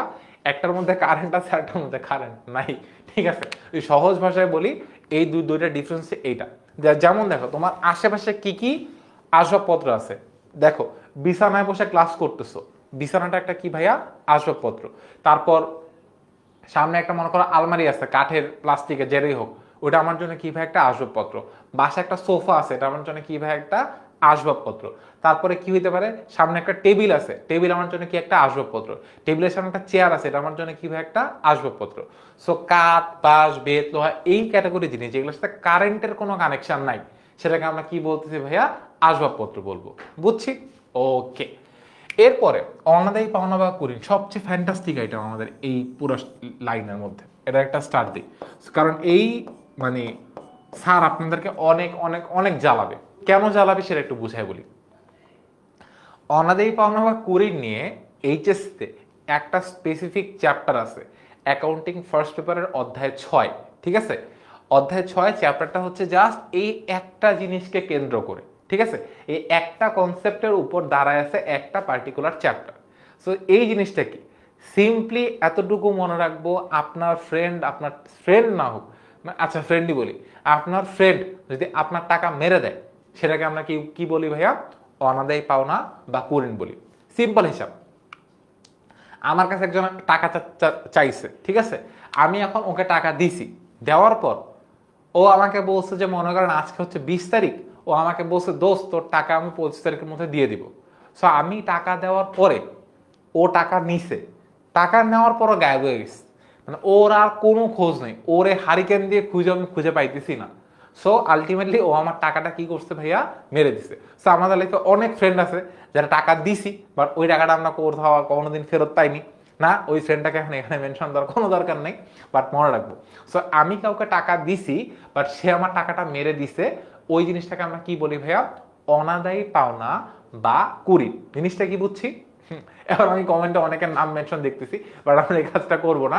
জিনিসটা হচ্ছে লেখা এত ছোট, লেখা একটু ছোট, এত বড় লেখা তাও বলে লেখা ছোট। আচ্ছা সমস্যা নেই ভাইয়া, নেক্সট টাইম থেকে আরো বড় বড় লেখা নিয়ে আসবো। নো, যা চাবা তাই পাবা। ওকে, জিনিসটা হচ্ছে আমার টাকা যদি কেউ মেরে দেয়, বা মনে করো আমি কাউকে টাকা ধার দিছি, সে টাকাটা সে আমাকে আর ফেরত দেয় নাই, সেটাকে আমরা কি বলি ভাইয়া? অনাদায়ী পাওনা বা কুঋণ। বুঝছি? ওকে। এরপরে বাট্টা বা ডিসকাউন্ট। বাট্টা বা ডিসকাউন্ট জিনিসটা হচ্ছে তুমি তোমার লাইফে এটা ফেস করছো। দোকানে গেছো, এইচএসসি এর বই কিনতে দোকানে গেছো না, দোকানে যাওয়ার পর দোকানদার আঙ্কেলকে জিজ্ঞাসা করছো, আঙ্কেল বইয়ের দাম কত? আঙ্কেল তোমার একটা সুন্দর একটা হাসি দিছে, যে ভাইয়া, মানে তোমাকে ভাইয়া বলে নাই, বাবা বলছে, বাবা সবার জন্য 500, শুধু তোমার জন্য 450। হয়েছে না জিনিসটা? যে তুমি দোকানে কাপড় কিনতে গেছো, বা তুমি দোকানে কোনো জামা কিনতে গেছো, বা দোকানে কোনো ধরনের মনে করো মানে কসমেটিক্স বা এই টাইপ কোনো জিনিস কিনতে গেছো, বডি স্প্রে সামথিং, দোকানদার আঙ্কেল তোমারে বলতেছে যে সবার জন্য 500, তোমার জন্য 450 টাকা, সবার জন্য 1000, তোমার জন্য 950 টাকা। ঠিক আছে, এখন বই কিনতে গেলে এটা 100 হয়েছে। বই কিনি, টেস্ট পেপার কিনি, দোকানে গেছি, বইয়ের সামনে মনে করো দাম লেখা হচ্ছে 540 টাকা, দোকানে বলছে আঙ্কেল ডিসকাউন্ট কয় %? সো তখন উনি তোমাকে বলে যে মানে ভাইয়া 20% ডিসকাউন্ট, বা বাবা 40 মানে 25% ডিসকাউন্ট। তারপর উনি ক্যালকুলেটেড ডিসকাউন্টটা কেটে তোমাকে দিয়ে দেয়। কোনো দোকানে কাপড় কিনতে গেছো, দোকানদার আঙ্কেলকে দাম জিজ্ঞাসা করছো, আঙ্কেল দাম কত, আঙ্কেল বলছে হচ্ছে 900, তুমি আঙ্কেলের টাকা আসছো 900 টাকা কাপড়ের দাম। এখন এখানে দুই ক্যাটাগরির পাবলিক আছে। এক ক্যাটাগরির পাবলিক হচ্ছে কেউ দাম বলছে 900 টাকা, ও মুখের উপর বলে 200 টাকা। মানে এটা সব ফানি এক্সপিরিয়েন্স, বসে বসে বলি তোমাদেরকে, তাহলে বুঝতে ইজিয়ার হবে। এই জিনিসটা হয় আমার সাথে আমার আম্মুর, কোনো দোকানে কোনো কিছু কিনতে গেছি মনে করো। সো স্বাভাবিকভাবে কিছু কিছু দোকানে দোকানদার আঙ্কেলরা এত ভালো হয়, এত ভালো হয় যে একটা প্রোডাক্টের দাম 1000 টাকা না, ওই প্রোডাক্টটার দাম তারা চায় 3000 টাকা। ঠিক আছে। সো আম্মুর সাথে মানে আমার সাথে আম্মু দুজন দোকানে গেছি। সো একটা জিনিস কিনতে গেছি, জিনিসটা কি কিনতে গেছি ভুলে গেছি। সো দোকানদার আঙ্কেল খুব ভালো মানুষ, ভদ্র মানুষ। গেছি, দোকানদার আঙ্কেল বলতেছে যে জিনিস পছন্দ হয়েছে, দাম জিজ্ঞাসা করছি। সো উনি দাম বলছে মনে হয় কত টাকা, 1200 টাকা দাম বলছে। ঠিক আছে। আম্মু আউট অফ নোওয়্যার বলছে 300 টাকায় দিবেন, জাস্ট এতটুকু বলছে। 1200 টাকা দোকানদার আঙ্কেল চাইছে, আম্মু দাম বলছে কত, 300 টাকা। দ্য মোমেন্ট আমি দোকান থেকে বের হয়ে গেছি, মানে আমি আম্মুর সাথে গেছি, আমি আম্মুকে চিনতেছি না, কারণ আমার জাস্ট মনে হয়েছে দোকানদার আঙ্কেল কিছু একটা এখন বলবে, এখন আঙ্কেল কিছু একটা বলবে না, আমি আম্মুর আর চিনি না। কারণ জিনিসটা হয়েছে কি, একটা লোক দাম চাইছে 1200, কিভাবে 300 টাকা আম্মু বলতে পারে। আমি তো আম্মুর উপর মন খারাপ, রাগে দোকান থেকে বের হয়ে গেছি। দ্য নেক্সট মোমেন্ট দোকানদার আঙ্কেলের কথা, আপা এত কম দামে তো কেউ বিক্রি করে না। আম্মু বলছে না, 300 দিলে দেন, নাইলে গেলাম। দ্য নেক্সট মোমেন্ট আপা 350 দিয়েন, না আম্মুর কথা না, 300-তে দিলে দেন, নাইলে চলে গেলাম। আচ্ছা নিয়ে যান। Oh no, that day I realize দামাদামি করতে পারা it's one of the greatest skill you can have. So এই জিনিসটা কি, আমি যদি বারটার কনসেপ্টটা বুঝতে চাই, তোমাদের যাদের সাথে এই জিনিসটা হয়েছে তারা কমেন্টে লিখতে পারো আস, যাদের সাথে হয়নি তারা যেদিন হবে সেদিন বুঝবা। ব্যাপারটা হচ্ছে আমি দোকানে কোনো একটা জিনিস কিনতে গেছি, একটা জিনিসের দাম মনে করো যেটা লেখা আছে ওই প্রোডাক্টের গায়ে, আমি যে দামাদামি করে যে দামটা ইনস্ট্যান্ট কমায় ফেলতে পারতেছি, সেই দামটাকে কি বলা হয় ভাইয়া, বাট্টা, বা ইংলিশে সেই জিনিসটাকে কি বলা হয় ভাইয়া, ডিসকাউন্ট। মানে কোনো জিনিস কিনতে গেছি, ইনিশিয়াল কথাবার্তার মধ্যে যে জিনিসটা আমি কমায় ফেলতে পারতেছি সেটাকে আমরা কি বলি ভাইয়া, বাট্টা বা ডিসকাউন্ট। ওকে, একজন বলছে আজ, বাকি কারোর সাথে আমাদের আস মিলতেছে না। ঠিক আছে, ওকে। সো এরকম আমার একটা ফ্রেন্ডও আছে যে এই কাজটা করতে পারে। দোকানদার যা যা মন চায় দাম বলছে 1200, 120 টাকা দিবেন। ও নো, আমি ওই ফ্রেন্ডের দ্যাট মোমেন্ট আমি চিনি না, কারণ দোকানদার আঙ্কেল মনে হচ্ছে মাইর দিবে, পরে দেখছে না 120 কি 200 টাকা দিয়ে দিছে। দামাদামি করতে পারলে জীবন অনেক লাভ আছে। ওকে, সো অবচয়, কমিশন, উপভাড়া, দায়, এই চারটা বুঝলে আজকে আমাদের ক্লাস শেষ। অবচয় হচ্ছে কোন একটা জিনিস ব্যবহার করলে যে ক্ষতিটা হয়, মানে ব্যবহার করলে যে ক্ষয় হয়, সেটাকে আমরা কি বলি ভাইয়া, অবচয় বলি। তো জিনিসটা হচ্ছে কি, আমি যদি একটু সিম্পলি চিন্তা করি, অবচয়টা হয় স্থায়ী সম্পদের উপর। ঠিক আছে, কোনো সম্পত্তির উপর স্পেশালি অবচয় পার্টিকুলার পার্টটা অ্যাপ্লিকেবল হয় স্থায়ী সম্পদের উপর, মানে যে সম্পদগুলোর মেয়াদ 1 বছরের বেশি। আমি আর একটু সিম্পল করে বলি, এসি, টিভি, ফ্রিজ, সোফা, আলমারি, যে সম্পদগুলোর মেয়াদ 1 বছরের বেশি সেটাকে আমরা কি বলি ভাইয়া, স্থায়ী সম্পদ বলি। এখন তুমি একটু চিন্তা করে দেখো তো, বাসায় তুমি একটা টিভি কিনে চালাইতেছো 1 বছর ধরে। সো ওই টিভিটা যেহেতু প্রত্যেকদিন ইউজ হচ্ছে, ওই জিনিসটার কোনো একটা মানে ক্ষয় তো হচ্ছে। বা মনে করো এই যে সামনে যে বোর্ডটা আছে, এই বোর্ডের সাথে ইলেকট্রিকের কানেকশন আছে। ঠিক আছে, যেহেতু ইলেকট্রিকের কানেকশন আছে, এটা আমার জন্য কি ভাই, একটা অফিস সরঞ্জাম। যেহেতু এই বোর্ডটা প্রতিদিন ইউজ হচ্ছে, সো প্রতিদিন এই বোর্ডটার একটু একটু একটু একটু করে ক্ষয় হচ্ছে। সো এই যে ক্ষয় হইতেছে, এই পার্টিকুলার জিনিসটাকে আমরা কি বলি ভাইয়া, অবচয় বলি। সো কোন একটা স্থায়ী সম্পদ ব্যবহার করার কারণে ওই জিনিসের যে ক্ষয় হয়, সেটাকে আমরা কি বলি ভাইয়া, ওই জিনিসের অবচয় বলি। সিম্পল, এতটুকু মনে রাখলেই হবে। আচ্ছা, কমিশন। কমিশন হচ্ছে, আমি যদি সিম্পলি বলে আমি তোমার একটা কাজ করে দিব, বিনিময়ে তুমি আমার কি দিবা। ঠিক আছে, আমরা বলি না যে দোস্ত আমি তোর এই কাজটা করে দিব, তুই আমার কি দিবি। সিম্পল, যে আচ্ছা ঠিক আছে তুই আমার কাজটা করে দে, তোর আমি সিঙ্গারা খাবো 2টা। সো এই জিনিসটা হচ্ছে কমিশন, যে কারো কোনো একটা কাজ করে দিবা, সেই জিনিসটার বিনিময়ে তোমাকে যা দেওয়া হবে বা তুমি যা পাবা, সেটাকে আমরা কি বলি ভাই, কমিশন বলি। সো কমিশন অ্যাকাউন্টিং এ দুইভাবে ক্যালকুলেট হয়, এক আয় হিসাবেও দেখা যায়, একটা ব্যয় হিসাবেও দেখা যায়, কমিশন আয়ও হইতে পারে। মানে আমি অ্যাজ আ বিজনেস আমি একটা কাজ করে দিব, এই জন্য আমাকে একটা টাকা দেওয়া হবে, এটা আমার জন্য কি ভাইয়া কমিশন আয়। আরেকটা জিনিস, আমার বিজনেসের জন্য একটা কাজ কেউ করে দিবে, তাকে আমাকে একটা টাকা দিতে হবে, তখন সেটা হবে কি ভাইয়া কমিশন ব্যয়। লাস্ট দুইটা জিনিস, উপভাড়া। একটা বাসায় 3টা রুম, ঠিক আছে, 3টা রুমে তোমার 3টা রুম লাগে না, তুমি 2টা রুমে থাকলেই তোমার হয়ে যাচ্ছে। আর একটা রুম তুমি কি করছো, আরেকজনকে ভাড়া দিছো, যেটাকে আমরা সাধারণ ভাষায় বলি সাবলেট, ঠিক আছে। মানে একটা বাসায় তুমি ভাড়া নিছো, ওই বাসায় 3টা রুম, 3টা রুমের মধ্যে তোমার 2টা রুম হইলেই হয়ে যাচ্ছে। সো আরেকটা রুম ফাঁকাই পড়ে থাকে, তুমি কি করলা, ওই ফাঁকা রুমটা তুমি আরেকজনকে ভাড়া দিলা। সো মানে হিসাব বিজ্ঞানের ভাষায় এটাকে আমরা কি বলি ভাইয়া, উপভাড়া, ঠিক আছে। নিজে ভাড়া নিছি, নিজের ভাড়ার একটা অংশ আর একজনকে ভাড়া দিছি, সেটাকে আমরা কি বলি ভাইয়া, উপভাড়া। ইংলিশে এটাকে বলা হয় সাবলেট, ঠিক আছে। একজনের কাছ থেকে বাসা ভাড়া নিয়ে তার কিছু অংশ অন্য লোকের নিকট ভাড়া দিলে সেটাকে কি বলা হয় ভাইয়া, উপভাড়া বলা হয়, ঠিক আছে। তোমার বাসায় 3টা রুম, একটা রুম ফাঁকা পড়ে থাকে, ওই রুমটা কি করছো, আরেকজনকে ভাড়া দিছো। তোমার বাসা ভাড়া 3 রুম, 3 রুমের বাসা ভাড়া হচ্ছে 30,000 টাকা, তুমি 2 রুম থাকতেছো, তুমি 20,000 টাকা দিচ্ছ, আরেকজনের কাছে 10,000 টাকা নিয়ে তাকে, তার থেকে 10,000 টাকা, টোটাল 30,000 টাকা তুমি বাড়িওয়ালা আঙ্কেলকে বুঝাই দিচ্ছ। এই হচ্ছে উপভাড়ার কনসেপ্ট। অবচয় হয় স্থায়ী সম্পদের, ইয়েস ইয়াসিন আরাফাত, ওকে। হ্যাঁ স্যার, কলম দিয়ে লিখলেও তো অবচয় হয় স্যার, আমি এই জিনিসটা আমি নিজেও বলতে নিচ্ছিলাম, আর তারপরে চিন্তা করলাম যদি এটা এখন আপনাদেরকে বলি তখন আপনারা উল্টো একটা জিনিস বুঝবেন, এই জন্য এটা আমি বলিনি। অবচয় জিনিসটা, এই কনসেপ্টটা, মানে অবচয় দিয়ে যদিও ক্ষয়ক্ষতি বুঝায়, কিন্তু অবচয় অ্যাকাউন্টিং এর ক্ষেত্রে শুধু স্থায়ী সম্পদের উপরেই ধার্য করা হয়, অন্য কোনো ধরনের সম্পদের উপর অবচয়টা ধার্য করা হয় না। তো এই জন্য কলম দিয়ে লিখলে যে কলমের ক্ষতি হয়, বা কাগজের উপর কাগজেরও যে একটা ক্ষয় হয়, সেটাকে আমরা অ্যাকাউন্টিং ভাষায় অবচয় বলতে পারি না। কিন্তু তুমি যে ক্লাস করতেছো মোবাইল দিয়ে বা ল্যাপটপ দিয়ে, ওই ল্যাপটপে তো একটা চার্জ যাচ্ছে, একটা ক্ষয় বা ক্ষতি হচ্ছে, ওটাকে আবার আমরা কি বলতে পারি ভাইয়া, অবচয় বলতে পারি। সো ব্যবহার করার কারণে একটা জিনিস, একটা স্থায়ী সম্পদের যে ক্ষয়টা হয়, সেটাকেই সিম্পলি কি বলা হয় ভাইয়া, অবচয় বলা হয়।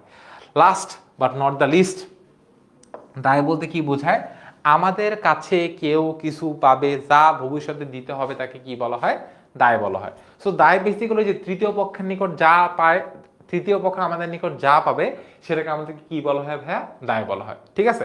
আর যদি সিম্পল ভাষায় বলি, দায় বলতে কি বলা হয়, আমাদের কাছে কেউ কিছু পাবে যা ভবিষ্যতে দিতে হবে।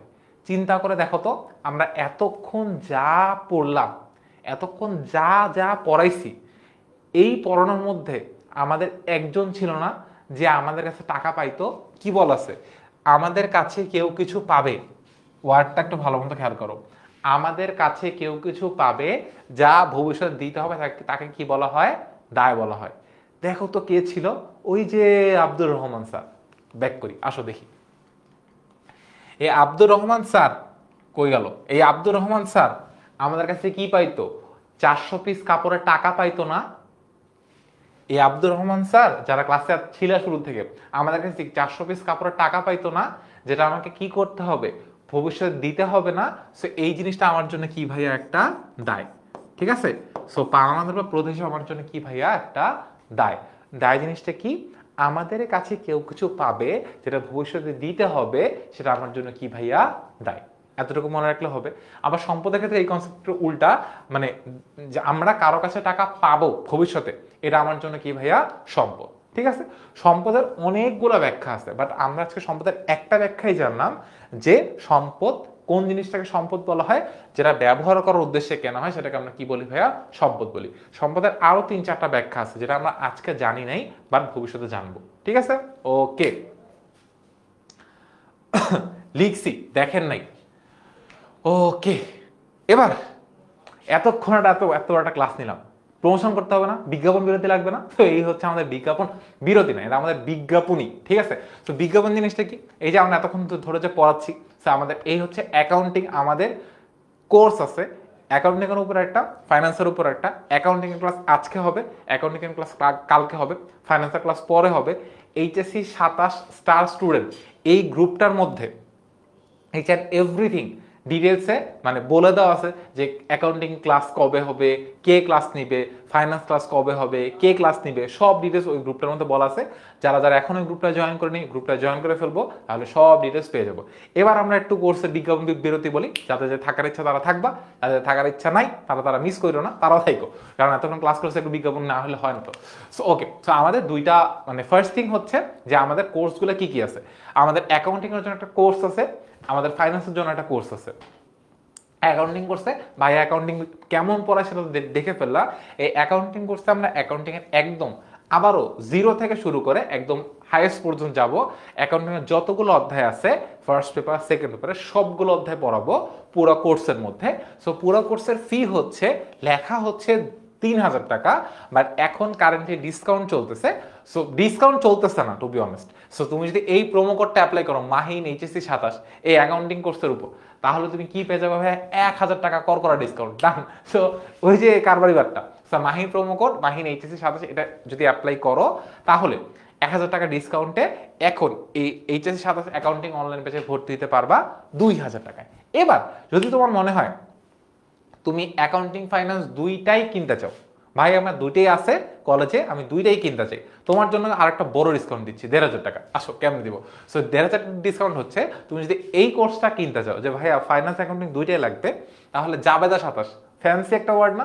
জাবেদা 27 নাম শুনলে একটা আগুন চলে আসে। সো তুমি যে এই প্রোমো কোডটা ইউজ করো তাহলে এই ফাইন্যান্স অ্যাকাউন্টিং যে বান্ডেলটা এই কোর্সটা 4000 টাকার জায়গায় মানে 6000 টাকার জায়গায় আরো ডিসকাউন্ট দিয়ে 3500 টাকা কিনতে পারবা। ব্যাপারটাই আলাদা। সো আমরা একটু দেখি ব্যাপারটা আসলে কি রকম হয়। আমরা একটু এখান থেকে বাইরে হই, আমাদের ক্লাস অলমোস্ট শেষের দিকে, বাট আমাদের একটু আর দু একটা জিনিস দেখানো উচিত, সেটা একটু দেখানি। তো আমরা ফার্স্টে ওয়েবসাইটে চলে আসবো। ওয়েবসাইটে আসার পরে তুমি যদি সুন্দর করে এখানে সার্চ বাটন আছে, সার্চ বাটনের মধ্যে তুমি যদি সুন্দর করে লেখো এইচএসসি 27 দেখে একটা এন্টার বাটন প্রেস করলে দেখবা এইচএসসি 27 যত ধরনের কোর্স আছে তোমার কাছে সবগুলোই শো করবে। সো তুমি চাইলে ফাইন্যান্স অ্যাকাউন্টিং পুরোটাই কিনতে পারো, যে দুইটা একসাথে কিনবা। তুমি চাইলে শুধু অ্যাকাউন্টিং কিনতে পারো, যে ভাইয়া যে পড়াচ্ছে ভাইয়ার পর অনেক ভালো লাগছে ভাই অ্যাকাউন্টিং কোর্সটা কিনবো, এটাও কিনতে পারো। সো ফার্স্ট অফ অল আমি মনে করি অ্যাকাউন্টিং এ গেলাম। সো অ্যাকাউন্টিং এ যাওয়ার পর এই কোর্সটি কিনুন এই বাটনটায় ক্লিক করলাম। এই বাটনটায় ক্লিক করার পর এই যে প্রোমো কোডের মধ্যে আছে না, যেটা তোমাকে একটু আগে বললাম সেটা একটু দেখাই এখন। প্রোমো কোডের মধ্যে মাহিন MAHIN HSC 27 লিখলাম। লেখার পরে এই যে সাবমিট কোড বাটনটা ক্লিক করব, নগদে এখানে দেখা যাচ্ছে ডিসকাউন্ট 2000 টাকা। বেসিক্যালি আমি কম বলে ফেলছি, আচ্ছা প্যারা নাই। সো বেসিক্যালি এমনি প্রাইস দেখায় 3000 টাকা, তুমি 1000 টাকা ডিসকাউন্ট অ্যাপ্লাই করে বেসিক্যালি টোটাল 2000 টাকা ডিসকাউন্ট এখানে অ্যাপ্লাই হচ্ছে। যাই হোক, যত টাকা ডিসকাউন্ট অ্যাপ্লাই হোক, আমাদের আলটিমেটলি কোর্স প্রাইস কত টাকা হচ্ছে ভাইয়া? 2000 টাকা হচ্ছে, বুঝছি, যদি মাহিন প্রোমো কোডটা ইউজ করি এটা। এখন যদি আমি এটা নিয়ে না নিতে চাই যে ভাই আমি এটা নিব না, আমি হচ্ছে দুইটাই একসাথে কিনতে চাই, সেক্ষেত্রে আমার জন্য কি? তুমি এখানে ঢুকবা, এখানে ঢোকাবা, আবার কোর্স ক্রিম বাটনে ক্লিক করবা। এখানে আবার দুইটা জিনিস আছে, তোমাকে আমি দুইটাই দেখা দিচ্ছি, তোমার যেটা ভালো লাগে তুমি সেই জিনিসটা করো। তুমি যদি শুধু ফাইন্যান্স অ্যাকাউন্টিং কিনতে চাও তাহলে ফাইন্যান্স অ্যাকাউন্টিং এখানে দুইটা অপশন আছে, তুমি শুধু ফাইন্যান্স অ্যাকাউন্টিং কিনবা নাকি ফাইন্যান্স অ্যাকাউন্টিং এর সাথে বাংলা ইংলিশ আইসিটিও কিনবা। যদি তুমি এটা কিনো এগিয়ে যান বাটনটা ক্লিক করবা। সো এগিয়ে যান বাটনটা ক্লিক করলে দেখবে এখন দাম দেখাচ্ছে কত, মানে এমনি ডিসকাউন্ট দেখাচ্ছে 2500 টাকা, ঠিক আছে। আমরা আরো ডিসকাউন্ট চাই, কি লাগবে? এই প্রোমো কোডের মধ্যে কি লিখবো? জাবেদা 27, JABEDA 27, জাবেদা 27। সাবমিট বাটনে ক্লিক করবো, 4500 টাকা ডিসকাউন্ট দেখাচ্ছে আপাতত।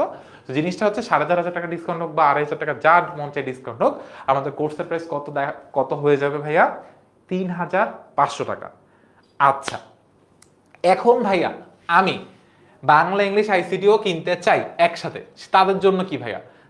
তাদের জন্য ব্যবস্থা আছে। ফাইন্যান্স অ্যাকাউন্টিং এ গেলাম, কোর্স কিনুন বাটনটা ক্লিক করলাম, ফাইন্যান্স অ্যাকাউন্টিং BI সম্পূর্ণ সিলেবাস এটা সিলেক্ট করলাম, তারপর এগিয়ে যান বাটনে ক্লিক করলাম। তোমাদের কিন্তু আমি ডিসকাউন্টটা সব বলে দিচ্ছি, যেটা আসলে অন্য কেউ নাও বলতে পারে তোমাকে। সো আসলাম, আসার পরে এই প্রোমো কোড যোগ করুন, এই জায়গাটায় ক্লিক করলাম। ক্লিক করার পরে একটু আগে কি দিছিলাম? জাবেদা 27 না? জাবেদা 27 তো দিছিলাম, 27 লিখবো। লেখার পরে যেহেতু আমাদের এখানে BEI যোগ হয়েছে, আমাদের যেহেতু আরেকটা করছি যে BI, এই BI-টা এখানে লিখবো BEI, ঠিক আছে। লিখার পরে সাবমিট বাটনটা ক্লিক করব, ডান। 7000 টাকা ডিসকাউন্ট। আমার দিলটা অনেক বড়, তোমার ডিসকাউন্ট দিয়েছি বড় বড়।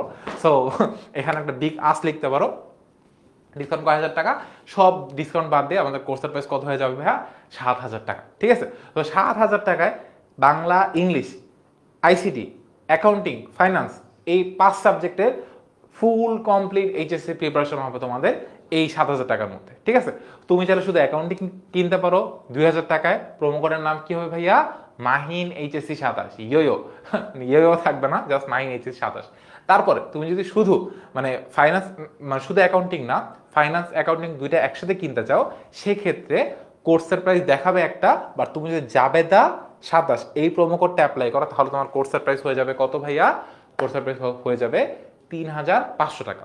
আর তুমি যদি Bangla, English, ICT plus finance accounting এই 5টা সাবজেক্ট একসাথে পড়তে চাও, তাহলে জাবেদা 27 তারপরে বিইআই এত বড় এই প্রোমো কোডটা অ্যাপ্লাই করলে, একটু জুম করে দেখানো আপাতত উপায় নাই, স্ক্রিনশট নিয়ে রাখতে পারো, এটা অ্যাপ্লাই করলে তোমার কোর্সের প্রাইস হয়ে যাবে ভাইয়া 7,000 টাকা। যেই 7,000 কি না, এখানে 8 আছে, 7,000 টাকায় তুমি টোটাল কয়টা সাবজেক্ট, 5টা সাবজেক্ট পড়তে পারবা, তোমার ফুল এইচএসসি কমপ্লিট প্রিপারেশন হয়ে যাবে। ওকে, অনেক বলে ফেলছি, এত বিজ্ঞাপন বিরোধী তো ঠিক না। সো আমাদের সব কিছু দেখা ফেলছি, প্রোমো কোড দিয়ে ফেলছি, যারা দেখছো তাদের লাভ, আর যারা দেখো না তাদের লস। ওকে, আমাদের লাভ লসের হিসাবে এখন আর করবো না, এখন আমাদের ক্লাসের হিসাবে চলে যাই। ওকে ডান। সো আমাদের ক্লাসের হিসাব নিকাশে যেখানে আমরা ছিলাম, সো সেই জায়গাটা আবার আমরা যাই। সো ক্লাসের হিসাব নিকাশে আমাদের এখন একটা স্লাইডই দেখতে হবে, সেটা হচ্ছে আমাদের কি স্লাইড ভাইয়া, ধন্যবাদ স্লাইড। সো যারা তখন ক্লাস করছো, মনোযোগ দিয়ে পুরা ক্লাসে ছিলাম, তাদের জন্য তো অসংখ্য অসংখ্য ধন্যবাদ। ডিসকাউন্ট পার্ট দেখছো, ডিসকাউন্টে কত টাকা ডিসকাউন্ট পায় সেই পার্টটা বুঝে ফেলছো, সো পুরো জিনিসটা বুঝে ফেলছি। বাট ফ্যাক্ট হচ্ছে আজকের ক্লাসে আমরা কিন্তু একদম ইনিশিয়াল বিল্ডিং ব্লকটা দাঁড় করাইছি, অ্যাডভান্সের একটা এতেও যাইনি। ঠিক আছে, আগামীকালকার ক্লাসেও আমরা খুব অ্যাডভান্সে যাব এইটা না, বাট আগামীকালকার ক্লাসেও আমরা আজকে যা পড়াইছি সেইটা লেভেল 1-এ ছিল, লেভেল 0-তে ছিল, কালকে আমরা লেভেল 1-এ যাবো। সো কালকে ঠিক 8টার সময় ক্লাস হবে। সো যা মিস করবে তারা কিন্তু বিগ লস করবে অ্যাকাউন্টিং লাইফে। সো দেখা হচ্ছে আগামীকালকের ক্লাসে। টিল দেন আরেকটা জিনিস বলি, অ্যাকাউন্টিংয়ের নোট শেয়ার করবো কিভাবে, এইচএসসি 27 স্টার স্টুডেন্ট এই গ্রুপটার মধ্যে আমি একটা পোস্ট দিয়ে দিব, যেখানে কমেন্টে তুমি তোমার নোট শেয়ার করবা, আর তুমি কমেন্টে তোমার নোটটা শেয়ার করলে আমি তোমার কমেন্টের রিপ্লাইয়ে এই ক্লাসের স্লাইডটা শেয়ার করে দিব। ডান ডিল। ওকে, সো ক্লাসে দেখা হবে আগামীকাল। আল্লাহ হাফিজ সবাইকে।